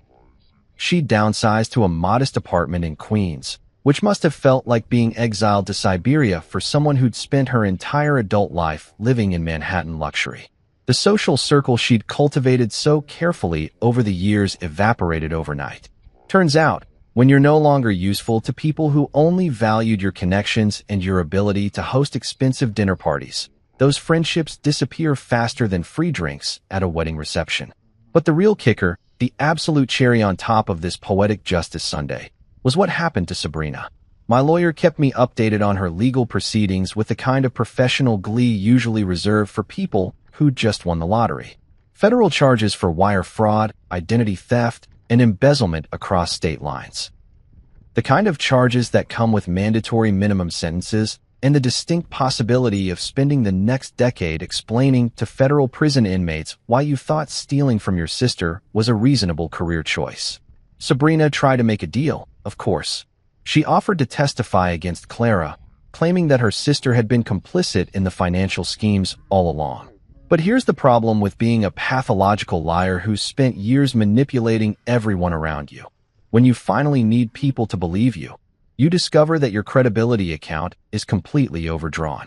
The prosecutors weren't interested in her testimony because they couldn't trust anything that came out of her mouth. Her own defense attorney reportedly described her as the least reliable witness in the history of federal criminal proceedings. And Clara, despite everything Sabrina had put her through, refused to throw her sister completely under the bus, which meant Sabrina couldn't even get a deal by fully cooperating. She got 8 years in federal prison, and from what I hear, she's not adjusting well to life without credit cards and personal shoppers. Clara tried reaching out to me a few times during those chaotic months. Voicemails that started apologetic and gradually became more desperate as her situation deteriorated. Text messages that ranged from, "I hope you're doing well," to "Please, I need to talk to someone who understands what really happened." I ignored every single one, not out of spite, though I'll admit spite played a small role in my decision-making process. I ignored them because I genuinely had nothing to say to her. What was I supposed to do? Offer comfort to the woman who destroyed our marriage based on lies? Provide business advice to someone who demonstrated such spectacularly poor judgment? Pretend that 3 years of my life hadn't been wasted on someone who valued her sister's manipulation over her husband's honesty? The final paperwork for our divorce was signed on a Tuesday morning in October, exactly 1 year after she'd thrown me out of the penthouse. I met her at the courthouse, neutral ground, lawyers present, everything official and impersonal. She looked smaller than I remembered, worn down by months of stress and financial pressure, and the kind of social isolation that comes from being publicly humiliated in a very small, very gossipy business community. "Marcus," she said as we waited for the judge to process the final documents, "I want you to know that I understand now. About everything. About what she did to us. About what I did to us. I understand that I destroyed the best thing in my life because I was too proud and too stupid to see what was right in front of me." I looked at her, really looked at her for the first time in months, and felt absolutely nothing. No anger, no sadness, no residual affection. She was just a stranger who happened to share some unpleasant history with me. "I know you do," I said quietly, "but understanding what you did wrong doesn't undo the damage. It doesn't give me back the 3 years I spent married to someone who was willing to believe the worst about me without evidence. It doesn't change the fact that when our marriage was tested, You chose your sister over me. If I could take it all back. But you can't, I interrupted gently. And that's the point, Clara. Some mistakes don't get do-overs. Some trust, once broken, can't be repaired. Some relationships, once destroyed, can't be rebuilt. The judge called our case, and we went through the final formalities of legally ending what had once been the most important relationship in both our lives. Signatures, stamps, official declarations that Marcus and Clara Hale were no longer married, no longer legally bound to each other, free to pursue separate futures. Walking out of that courthouse, I felt something I hadn't experienced in over a year, genuine happiness. Not the bitter satisfaction of watching your enemies destroy themselves, not the grim pleasure of being proven right about everything, but real, honest-to-God happiness about what came next. I had a business that was thriving, friends who actually valued me for who I was instead of what I could provide, and for the first time in my adult life, a future that belonged entirely to me. 6 months later, I can honestly say that getting thrown out of that penthouse was the best thing that ever happened to me. Not because I enjoyed the pain or the humiliation or the months of legal battles, but because it forced me to discover that I was stronger, smarter, and more capable than I'd ever given myself credit for. Clara's world collapsed because she built it on a foundation of other people's money and other people's lies. My new world is solid because I built it myself, one honest client relationship and one successful project at a time. And when I signed those final divorce papers, I didn't just end my marriage to Clara Whitmore. I began my life as Marcus Hale, and let me tell you, it's a hell of a lot better than anything I left behind. I wasn't looking for anything when I walked into that cafe. Just another job site, another contract, another set of specs to measure twice and cut once. My name's Miles Carter, 44, general contractor, and halfway through the act of rebuilding my life after a divorce that left more than just a dent. I've got a teenage daughter, Jessa, who spends most of her time at her mother's house, reminding me with every short text and occasional visit that time doesn't slow down for anyone. I build houses, decks, and storefronts, but my own life has felt half-finished for a long time. The cafe was tucked between a yoga studio and a florist shop, with a chalkboard sign out front that read, "Life happens. Coffee helps." Corny, but charming. Inside, the place smelled like vanilla syrup and ambition. That's where I met her, Rain Morgan. She was wiping down a counter with a dish towel that had seen better days, her hair in a messy bun, not in the romanticized Instagram way, but in the "I've been here since 6 a.m. and I'm still answering supplier emails" kind of way. She wore tired like it was stitched into her clothes, but not in a way that diminished her. It made her real. She looked up as I stepped in and gave me a nod, not a smile, not a greeting, just a nod, like we were already in the middle of something. I introduced myself, said I was here to check out the remodeling project, and she tossed me a binder of ideas without saying a word. That should have annoyed me, but it didn't. There was something magnetic about her presence, like a quiet force of nature that didn't need to prove anything to anyone. Over the next few days, we talked more. Slowly at first. She had this dry wit, sharp as a box cutter. Called the ceiling tiles corporate sadness. Referred to the espresso machine as her diva and stainless steel. I laughed more than I expected to, and she noticed. "You always laugh like it surprises you," she said once, pouring me a cup of something dark and bold. Like you forgot how. She wasn't wrong. I'd been coasting on quiet for too long. We started meeting after hours to go over design updates. She wanted reclaimed wood for the counter. I told her about this salvage yard I knew an hour out of town, and we ended up spending a whole Saturday digging through old planks and rusted nails. She wore boots that didn't match and sang along to Stevie Nicks like she meant every word. That day, I caught myself watching her, not in a lustful way, but in that dangerous space between admiration and hope. That maybe this was something. Then came the name, Silas Grant. We were back at the cafe, laying out floor samples when she mentioned him. "Silas says walnut's too dark for the room," she said offhandedly. I nodded, making a note. "Friend of yours?" She glanced up, hesitated. "Best friend since college." The kind of answer you file away for later. Over the next few weeks, his name popped up more. "Silas said the lighting feels too sterile. Silas thinks I should go for open shelving. Silas has a thing about exposed brick." At first, I didn't care. People have friends. Opinions. It wasn't my place to challenge it. But then I noticed the way her tone changed when she said his name. Softer. Like muscle memory. One day, we were taking a break on the back steps of the cafe. She passed me a cold bottle of water, and I asked, casual as I could, "You and Silas ever date?" She didn't flinch, just nodded, slow and deliberate. "Yeah, a long time ago. It didn't work out." Then she added, "But we're still close. He's family." That word again, family. A shield and a sword, depending on who's wielding it. I told myself I was fine with it. I'd been through worse. I wasn't the jealous type. But Silas didn't make it easy. He started showing up to the cafe more often. Always just when we were deep in conversation or laughing a little too hard. He never outright said anything rude, but there was this edge to him. Like he was always measuring me, trying to find the weak spot in the wall. He'd come in and make himself at home, leaning behind the counter like he worked there, tossing Rain a pastry from someplace they used to go to all the time.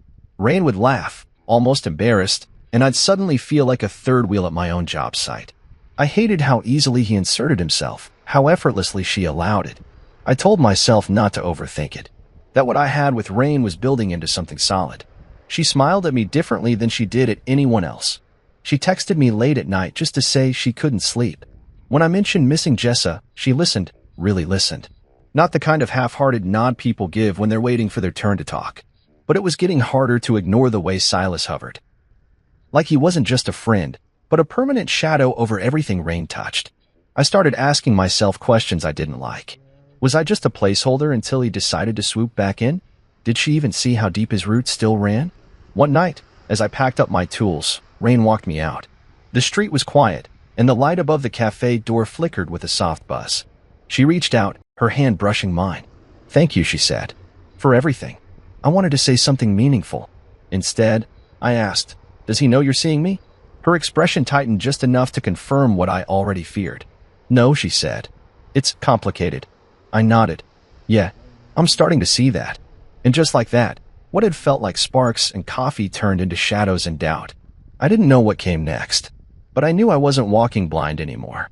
It was a warm Saturday evening, the kind that smelled like fresh-cut grass and smoke from a neighbor's grill. Rain had invited me to her place for dinner, a backyard get-together with what she called her inner circle. I'd offered to come early and help set up, maybe sneak in a quiet moment or two before the guests arrived. I had no idea I was walking into a test I didn't sign up for. The moment I stepped onto her back deck, I spotted him. Silas, already there, leaning against the railing like he owned the place, beer in hand, laughing at something Rain said. She was barefoot, wearing a sundress that caught the last bit of sun, and he was standing so close their shoulders almost touched. That laugh she gave him, it wasn't romantic, it was nostalgic. But nostalgia has its own kind of intimacy, the kind you don't share if you're building something new with someone else. I raised my hand in a casual wave, masking the tension that surged through my chest. "Hey," I said, keeping it light. Rain smiled warmly. Silas gave me a nod. No words, just a nod. Cold, clipped, and meant to put me in my place. Rain handed me a pair of tongs. "You're on steak duty," she said with a wink. I forced a smile and headed to the grill, telling myself to focus on the moment, not the man circling it like a vulture. But the air was already off. It wasn't one big thing, it was 1,000 small ones. He hovered while I grilled, commented on my technique. "You sure about that temp? Rain likes hers medium rare, not medium." Then later, "That cut's tricky, you might dry it out." Each remark delivered with a smirk and a sip of his beer. I kept my cool. I've been on job sites where grown men threw punches over roofing material. I wasn't about to let a smug ex push me into something I'd regret. When the guests arrived, I played host right alongside Rain. I handed out drinks, made small talk, even got a few laughs from her friend Becca, who told me I was refreshingly normal. Rain's hand brushed my back once, and I thought, maybe I'm just being paranoid. Maybe Silas is just awkward. Then the conversation shifted.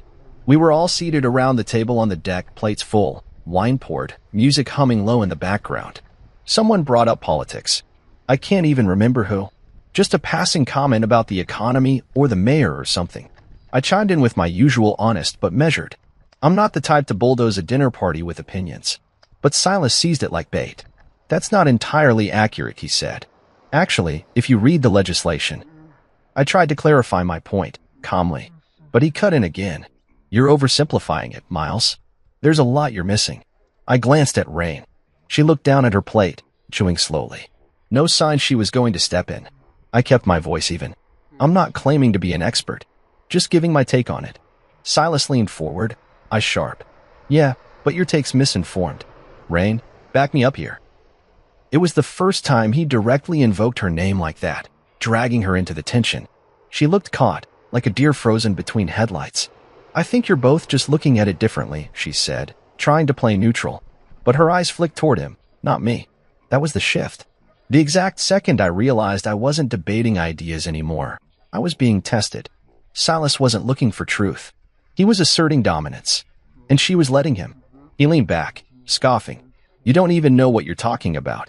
Rain's just too nice to say it out loud. The words hit like a hammer. I looked around the table. The laughter had died. Becca was frowning. One of the guys, Toby, shifted uncomfortably in his chair. I glanced at Rain again, expecting, hoping she'd speak up. Say something. Anything. She didn't. I swallowed the heat rising in my throat and set down my fork.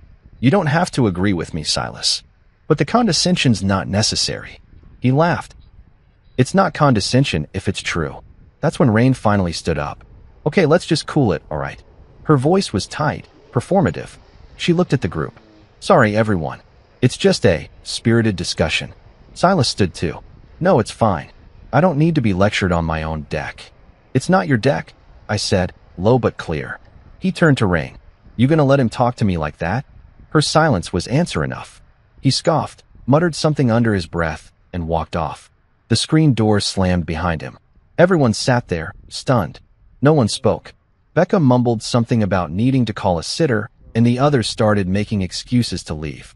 Within 10 minutes, the dinner Rain had so carefully planned was just us.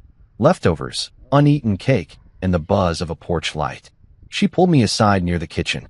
Her eyes were glassy, voice shaky. You need to apologize to him. I blinked. Excuse me. He was here before you. He's family. And he's more important than you.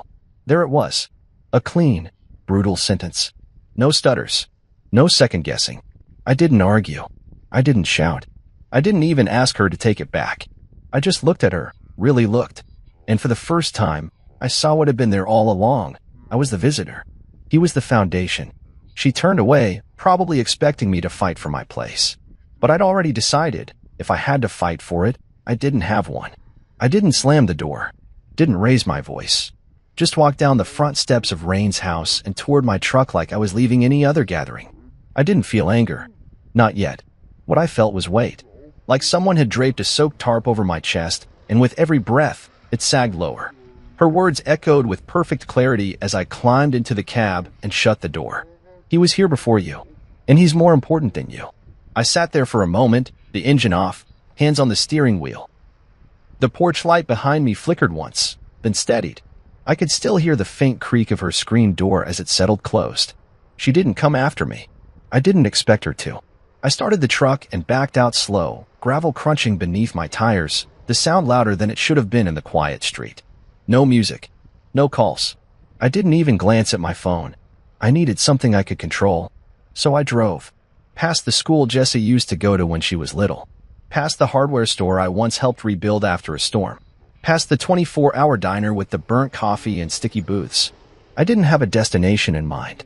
Sometimes movement is enough. My dad used to say that when the answers don't come, get your hands busy. Let the body outrun the mind. That night, driving became my version of that. Mile after mile, headlights carving through the dark, I let silence stretch out and do its work. I thought about Jessa. About how she used to ask me questions that split me in half. Like, why don't you live with mommy anymore? Or, did you stop loving her? I'd always answer carefully. Because kids don't need all the pieces, they just need to know they're not one of the ones that got dropped. I never talked badly about her mother. But now I wondered what Jessa would think if she saw me like this. Saw the man who'd promised never to be a doormat again, quietly walking away from a woman who didn't choose him. I ended up at the job site on 3rd Street. A half-finished deck sat like a skeleton frame under the moonlight, fresh beams already graying at the edges. I climbed out of the truck and walked across the plywood, boots thudding against the boards. I sat on a beam with my feet dangling over the edge, staring at the structure like it could tell me something I hadn't figured out yet. In my last marriage, I stayed too long. I kept hoping love would grow back like hair after a bad cut. That if I worked harder, provided better, stayed patient, the silence would fill with warmth again. But it didn't. It just got quieter and colder. And eventually, I realized I was alone in a house built for two. That moment, when I packed my tools, signed the papers, split holidays with Jessa, it taught me something painful. When someone shows you your rank in their life, don't ask for a recount. And yet here I was again. Not yelling, not fighting, just leaving. I slept in the truck that night, reclining the seat back and pulling my jacket over me like a blanket. It wasn't comfortable, but it was mine. The next morning, I got up, walked to the corner diner, and ordered eggs and toast like it was any other workday. When I finally turned my phone back on, I had 6 messages from Rain. The first was casual. Hey, can we talk? Then came the defense. You took that the wrong way. I didn't mean it how it sounded. Then the guilt. I needed you to understand how long Silas has been in my life. Then silence. By day 2, she tried again. I hate how we left things. I miss you. I didn't respond. It wasn't about punishment. I wasn't trying to teach her a lesson. I just needed space. Real space. The kind where I could hear my own thoughts without hers echoing over every one of them. So I threw myself into work. Leveled floors. Sanded drywall. Installed crown molding so precisely it looked like it had grown there. There's something beautiful about craftsmanship when your hands create something solid, measurable, true. Unlike feelings, unlike relationships, unlike words that can be rearranged and denied. Wood doesn't lie. It fits or it doesn't. Each night, I came home to my quiet apartment. No music, no laughter, no half-used bottles of wine in the fridge. Just me in the silence. At first, it felt hollow. Then it started to feel honest. On the 4th night, I opened her last message. It read, I'm sorry. I know you need time, but please don't disappear without giving us a chance to fix this. I care about you, Miles. I really do. Maybe I didn't say it right, but I need you to know I didn't mean to hurt you. I stared at those words for a long time. My thumb hovered over the keyboard. I even typed something once, then deleted it. It wasn't about her words anymore. It was about mine. Because somewhere along the line, I'd made myself smaller to avoid conflict. Let things slide because I wanted the story to work out. I'd hoped that if I just gave her time, she'd see me the way I saw her. But that night at the dinner, when she looked at him and not at me, when she said he mattered more, without flinching, that wasn't a mistake. That was her truth. And now, I had to decide what mine was. I heard the knock before I saw her. 3 soft taps. Then a pause. Then one more, like she wasn't sure if she should follow through. I was sitting on the floor of my living room, legs stretched out, half a sandwich in my hand that I wasn't hungry enough to finish. It was a Thursday night, and the rain had started maybe an hour before, tapping on the windows like a metronome. I didn't move at first. I knew who it was. Sometimes, silence tells you more than any ringtone ever could. Another knock. Quieter this time. Hesitant. I stood, wiped my hands on my jeans, and opened the door. There she was. Rain. Her hair was soaked at the edges, curls clinging to her neck. Her eyes were swollen, red-rimmed. No umbrella. No pretense. Just her, in a hoodie too thin for the weather and a vulnerability I hadn't seen before, not even that night on the deck when she chose Silas. She didn't say anything at first. Her lips parted, but whatever she meant to say got caught in her throat. I just stepped aside and let her in. She crossed the threshold like someone entering a confessional. Her shoes left wet marks on the hardwood. I shut the door gently behind her. She turned to face me, still shaking slightly, not from the cold, I realized, but from whatever storm had hit her long before she stepped out into the rain. I didn't know where else to go, she whispered.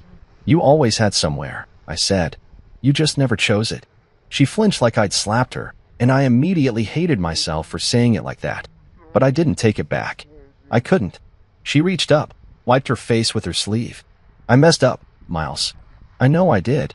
I motioned toward the couch. She sat down slowly, carefully, as though afraid the furniture might reject her too. I came because I needed to say it in person, not a text.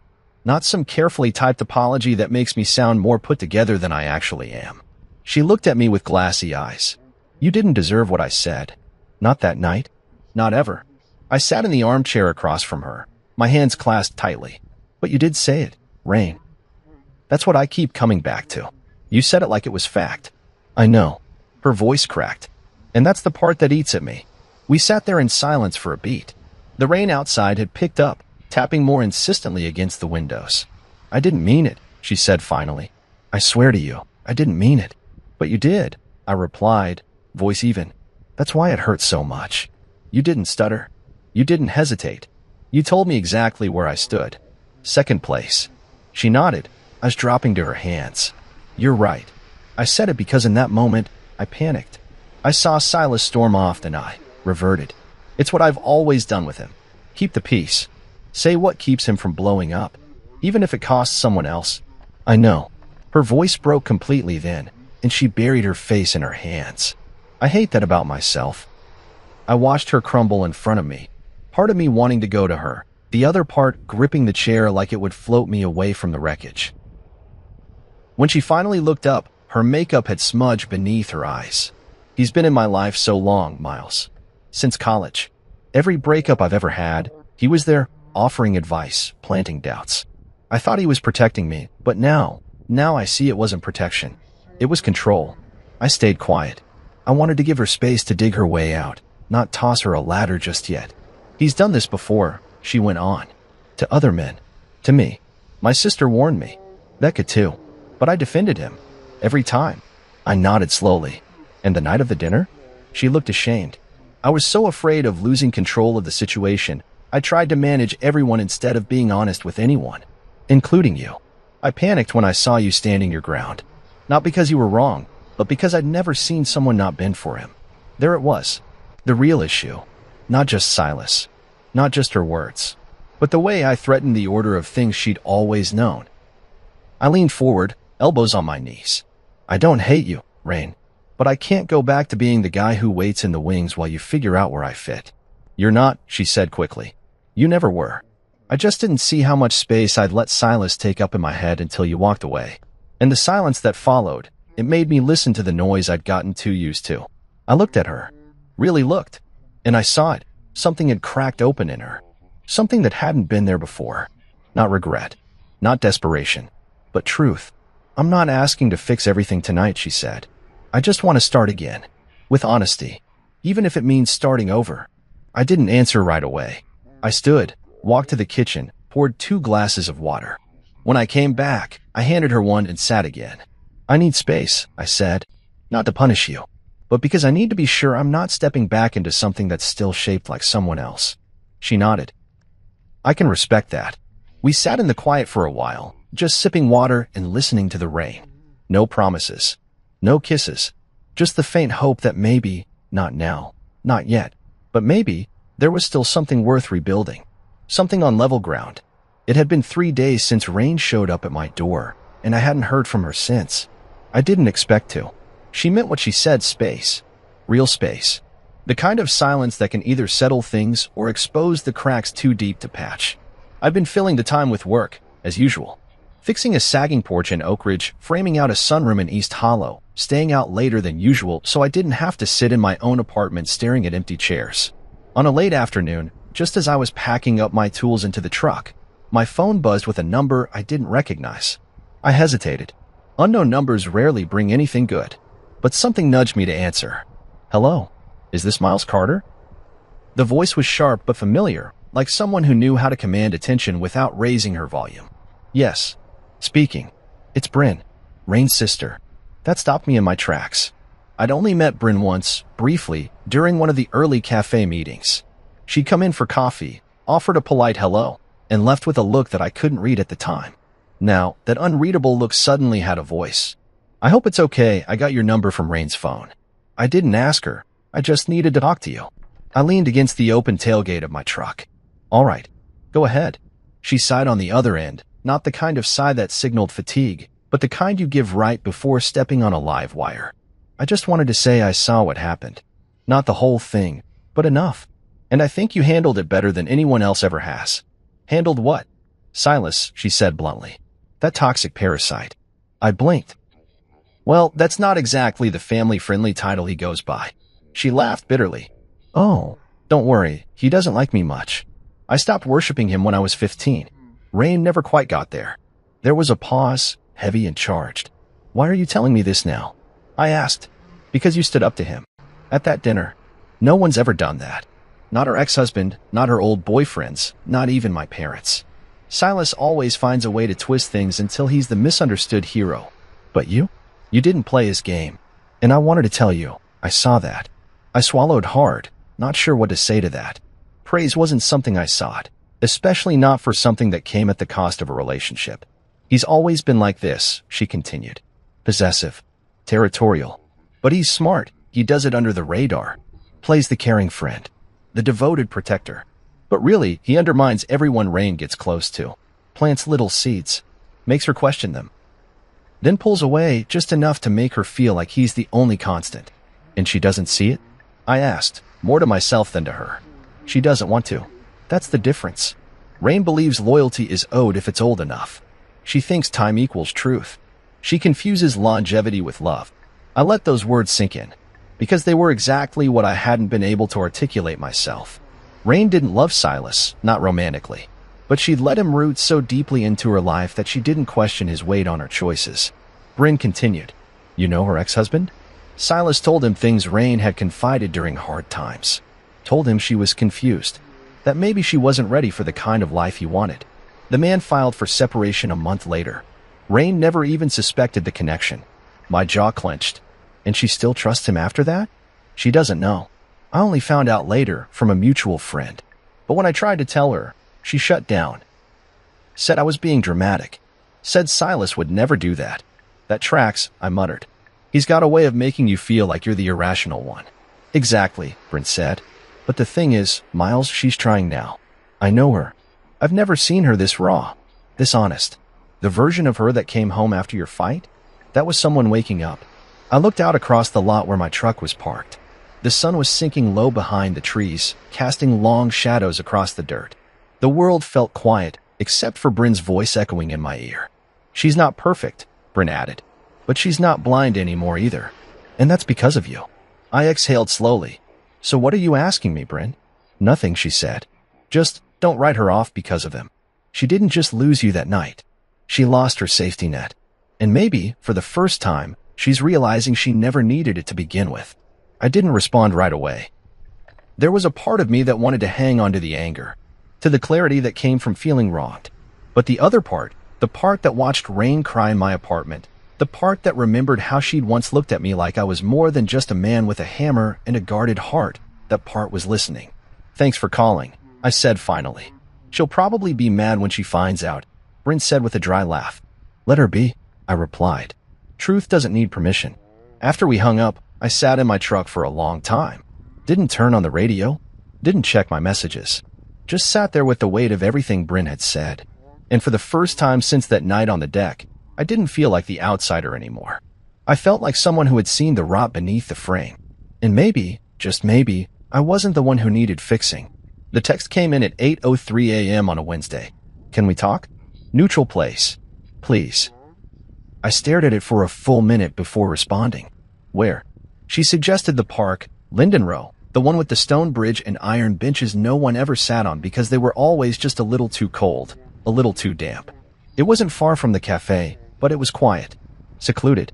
Probably her idea of neutral. I arrived 5 minutes early. Rain was already there, seated on the edge of the fountain, her hands clasped between her knees.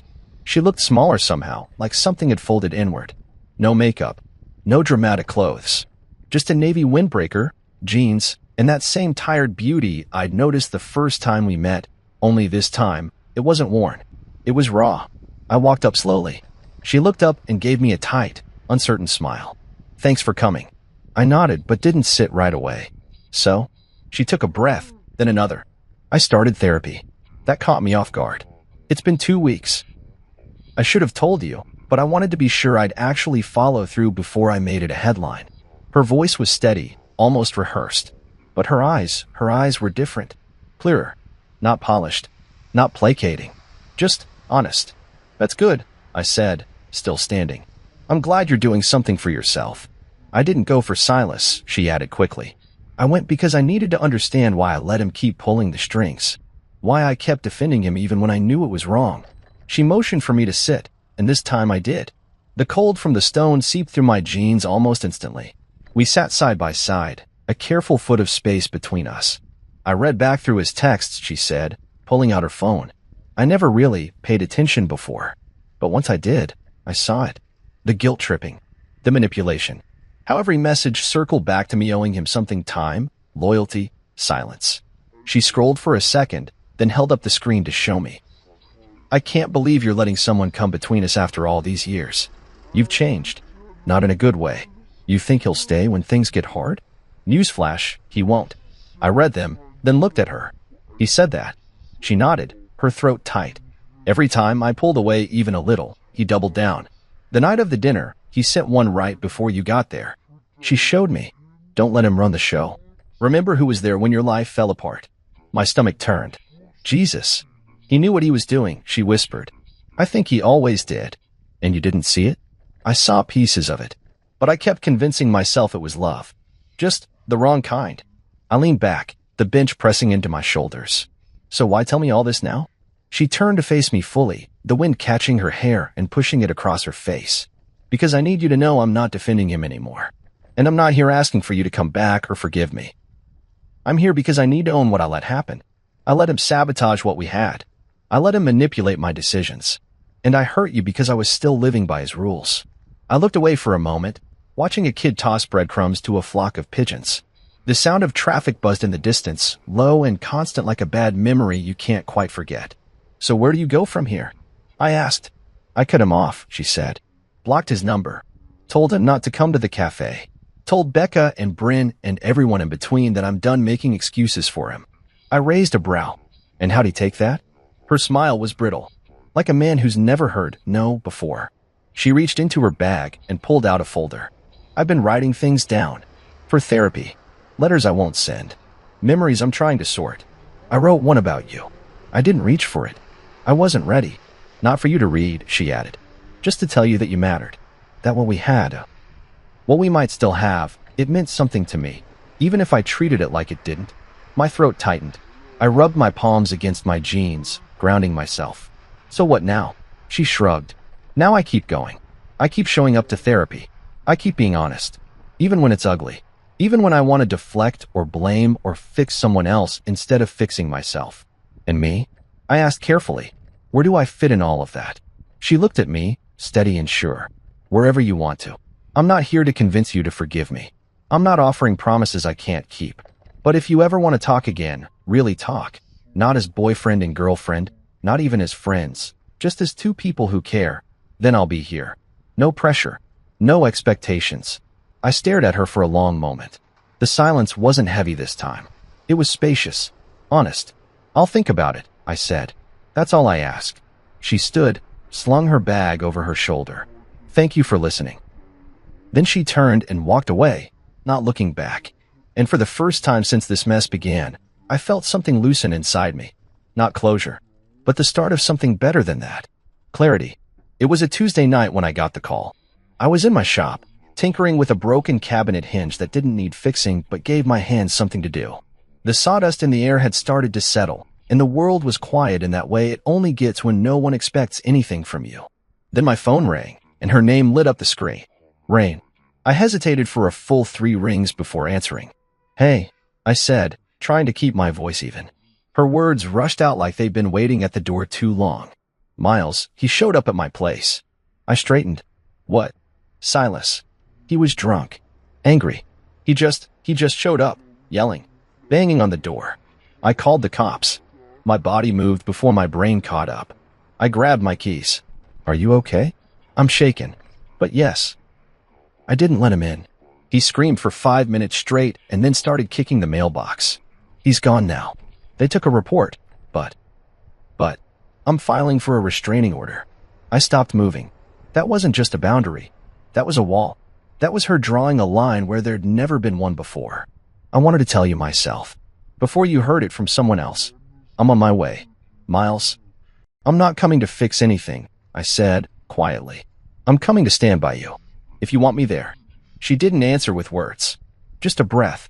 A soft sound that said yes. When I got there, the front door had a new crack in the frame where he'd kicked it. A flower pot was shattered on the steps. Rain stood in a sweatshirt and leggings, arms wrapped around herself, eyes puffy but focused. She didn't cry when she saw me. She didn't collapse into my arms. She just opened the door and let me in. We sat on the couch in silence for a long time. She clutched a warm mug of tea like it was her only anchor to the present. "You did the right thing," I said finally. She nodded. I wasn't sure if I was overreacting. Part of me still thought maybe I provoked him. I looked her in the eye. "That's not your guilt to carry." She blinked fast, like she was fighting the instinct to make excuses for him. "It's strange. I used to think I owed him. For being there when things were hard. For sticking around when others left. You don't owe someone your peace just because they stayed long enough to poison it." She smiled, barely. My therapist said something similar. She called it emotional entrapment. Like being in a house where the fire alarm goes off constantly, and eventually, you stop noticing the smoke. "And tonight?" I asked. "Tonight I saw the flames." She told me about the texts that escalated in the last week, how he accused her of abandoning him, betraying their history, being manipulated by me. She said he'd called 27 times in one night. Left voicemails, some pleading, others full of venom. He said he needed me, that he was nothing without me. Then 2 messages later, he said I'd ruined him, and he hoped I was proud. Classic abuser pattern, love bombing to rage, back to guilt. I'd seen it before, in people I'd worked with, even in my own marriage once things started going south. I started reconnecting with friends I'd pulled away from, she said. Old friends. People Silas always had a reason to dislike. And I realized every one of them had a version of the same warning. They just stopped saying it when I wouldn't hear it. Sounds like he made himself the filter for your entire life. She nodded. Not anymore. We talked until midnight. Nothing heavy. Just little things. How work was going. The smell of her neighbor's terrible cooking. The plant she kept forgetting to water that somehow wouldn't die. The kind of conversation you have when you're trying to reclaim something normal. I didn't stay the night. I didn't even kiss her when I left. I just held her for a while on the porch. And she whispered, "Thank you for not making this about us." "This isn't about us," I said. "This is about you, learning to live without him in your head." In the days that followed, she changed in ways that didn't require declarations. She cut off shared passwords, changed locks, deleted old voicemails, reached out to her sister and Becca and apologized for all the years she defended him. She showed up for therapy even on days she didn't want to talk. She stopped blaming herself. And she didn't ask me to come back. That mattered most. Because it meant she wasn't trying to fill the void he left with me. Her world started widening. I saw her laugh again, freely. I saw her at the cafe, talking to a new employee without worrying what Silas would think. I heard her talk about the future without factoring him in. And each time, I felt a quiet pride. Not because she was healing for me, but because she was healing for herself. We didn't rush back into anything. I kept my distance, not emotionally, but physically. I wanted her to have space to grow without me hovering. I answered when she called, showed up when she asked. But I didn't press. I didn't probe. One afternoon, she texted me a photo of a bookshelf she'd built herself, crooked but solid. The caption read, "Didn't wait for a man this time. Feels good." And it did. For both of us. That was the moment I knew something had shifted. Not just in her, but in me. I didn't feel like I was fighting for room in her life anymore. I wasn't a rival to a ghost. I wasn't a placeholder while she wrestled with someone else's grip. She was letting go. And for the first time, she was holding on to herself. We didn't jump back into it. There were no grand declarations. No candlelit dinners with whispered apologies. Rain and I approached each other like people approaching a house after a storm. Carefully, with eyes on the cracks, hearts guarded but curious. She was rebuilding her life on new terms, and I refused to be another shortcut to comfort. I wanted real. She needed real. Anything less would have just reset the cycle. We started slow. Coffee first, then walks. Sometimes at the cafe before opening, sometimes at the lake near her apartment. We talked, but not like lovers trying to mend something broken. More like people finally learning each other without pretense. I remember one morning in particular. We were sitting outside the cafe, sipping dark roast from mismatched mugs, the kind you only find in old diners or someone's second kitchen drawer. The sky was still half asleep, sun just cracking over the rooftops, and Rain looked over at me with something quiet in her expression. "I've been thinking about the difference between rebuilding and patching," she said. I nodded, waiting.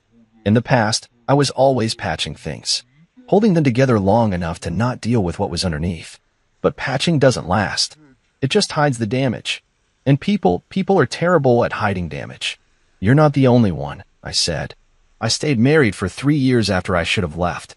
Told myself I was fixing things, but all I was doing was repainting the rot.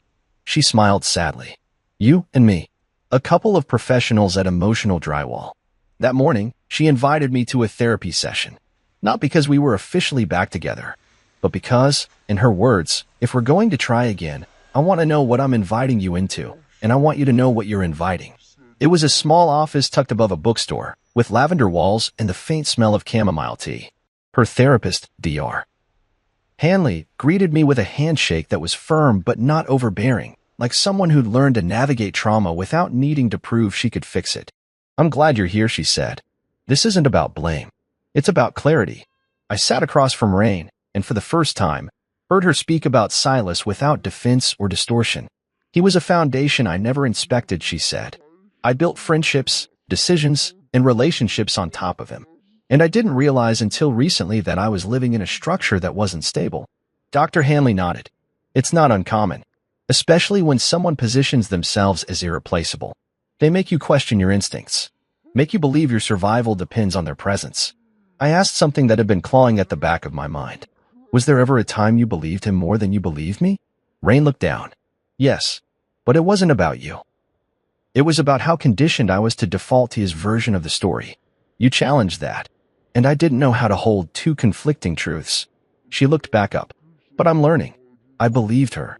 Not because of the words, but because she wasn't trying to win me back with them. She wasn't reaching for me to fill a gap. She was standing on her own feet, with her own voice, in a room where she didn't owe me anything.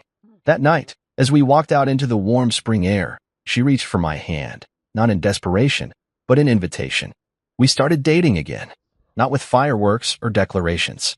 It was more like rediscovering a trail you once walked and seeing it with new eyes. We still had awkward pauses, still had days where her walls crept back up and I had to decide whether to press or give her space. But something had changed. She didn't shrink around me anymore, and I didn't feel like I had to carry both our weight just to stay close.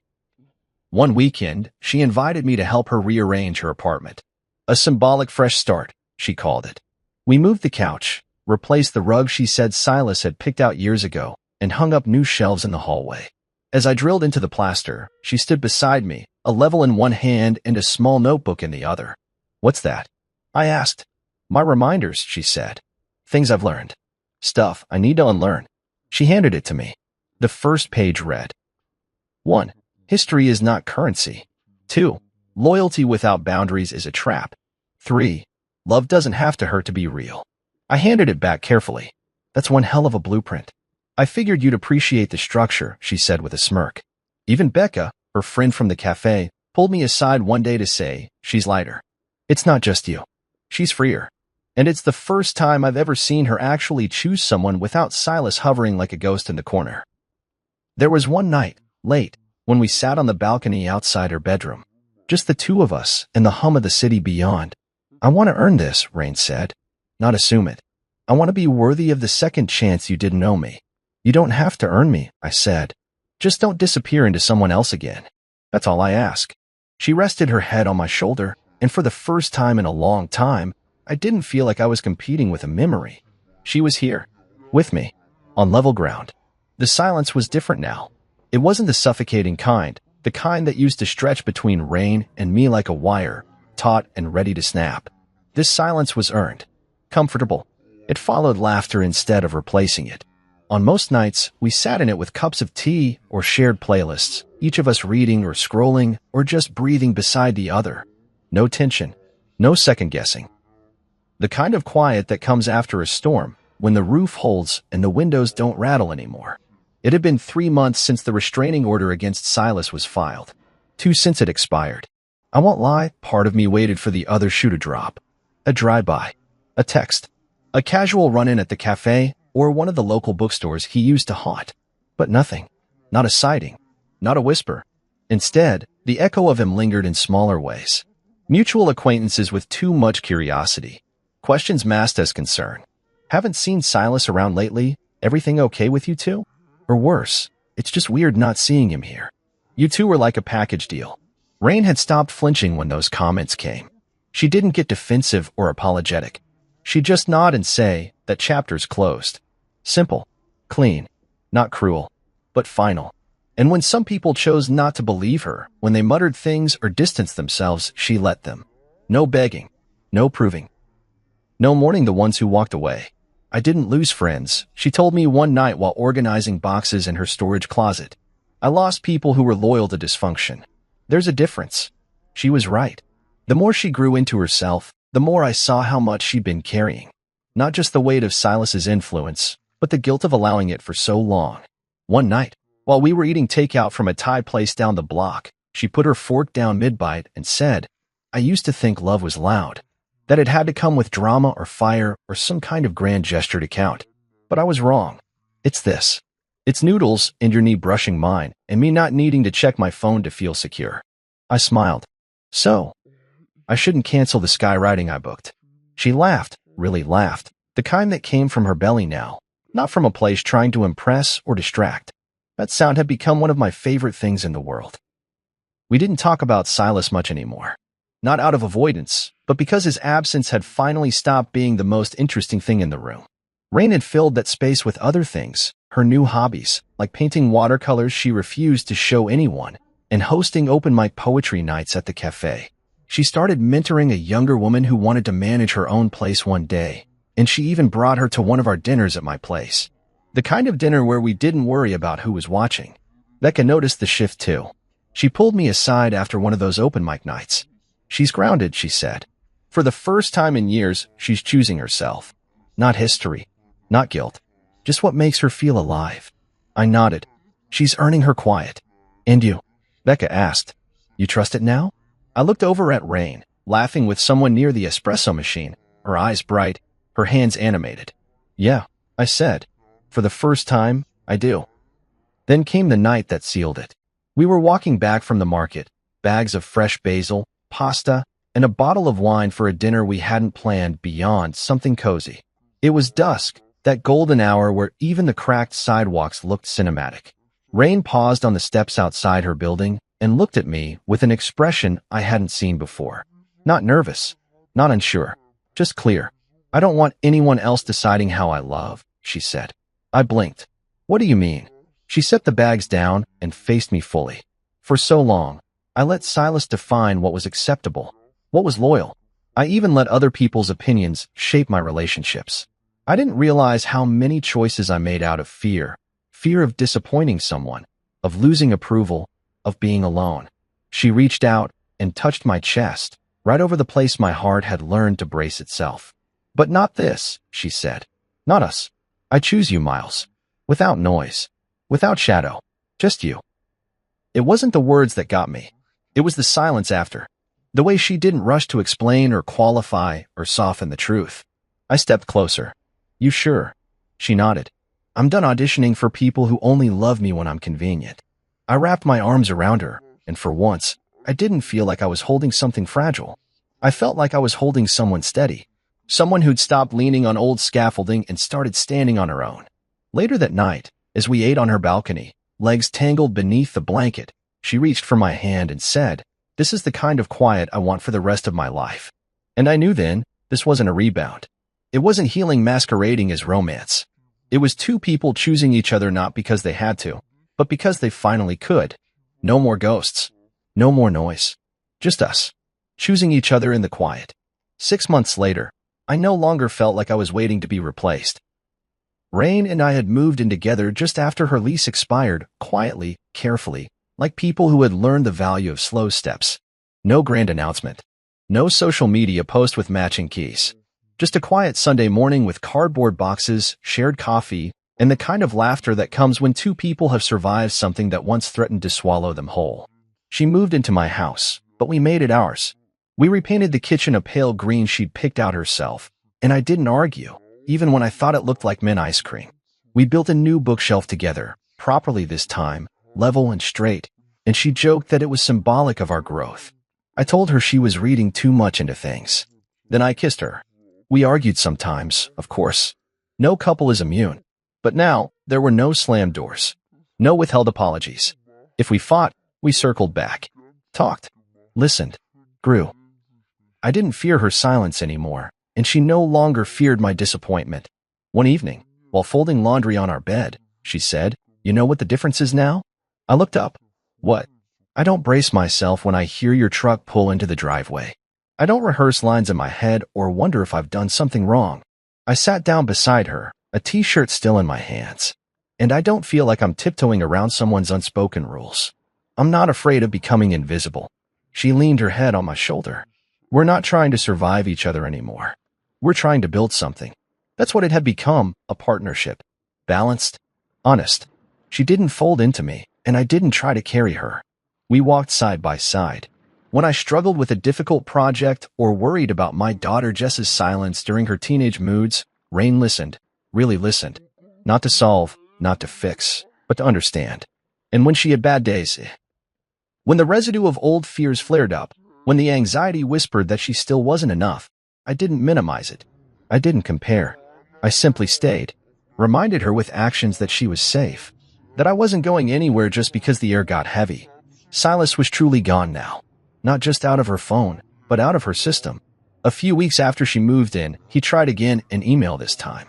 A long, guilt-soaked message filled with nostalgia, passive-aggressive regret, and a list of everything they'd been through. She showed it to me without hesitation, her fingers trembling less from fear and more from the gravity of closure. "I don't even want to respond," she said. "Then don't," I told her. "He doesn't deserve your clarity." She blocked the address, deleted the thread, then looked at me with this quiet fire in her eyes and said, "I'm not afraid of him anymore. I'm just done." She meant it. I knew it then. The weight she used to carry like a second skin had finally slipped off. She made new friends, reconnected with old ones, started saying yes to things that once overwhelmed her, invites, small trips, uncomfortable conversations. Her confidence grew in the subtle ways that matter most. Her posture, her voice, the way she looked people in the eye. Even Jessa noticed. "She's not like other women you've dated," my daughter said one afternoon after joining us for brunch.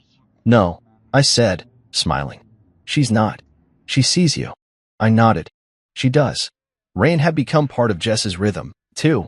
Not a replacement for her mother, never that, but a steady presence. Someone who remembered her favorite tea and didn't force awkward conversations.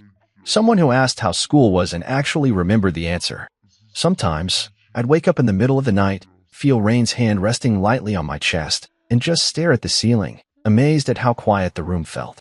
Not empty, not tense, just still. That kind of stillness takes work. It takes walking through fire and coming out willing to love without the armor. It takes choosing someone daily, not because you need to, but because you want to. On our 6-month living together mark, she surprised me with a small dinner on the back patio. Nothing fancy, just steaks, wine, and a few fairy lights strung from the railing. She wore a simple black dress, her hair tied back, barefoot like she always was at home. "You remember the first night you grilled here?" she asked. "Hard to forget," I said. Silas trying to micromanage the temperature. She winced playfully. "God, we were so far from this." "Yeah," I said, reaching for her hand. "But maybe we had to go through that to get here." She looked at me, eyes soft. "Do you ever wonder if I'm still haunted by him?" I didn't lie. "Sometimes. But then I see you now, and I know you're not haunted. You're aware. There's a difference." She nodded, and for the first time, I saw her take that in without flinching. Later, after the dishes were washed and the lights dimmed, we sat on the couch, legs entwined, her head on my chest. She whispered, "I'm sorry for ever making you feel like second." I kissed her forehead. "I'm not angry anymore. Because you chose better. And this time, you meant it." There were no fireworks. No grand music playing in the background. Just the hum of the dishwasher, the rhythm of two hearts resting side by side, and the feeling that, for the first time, we weren't rebuilding on shaky ground.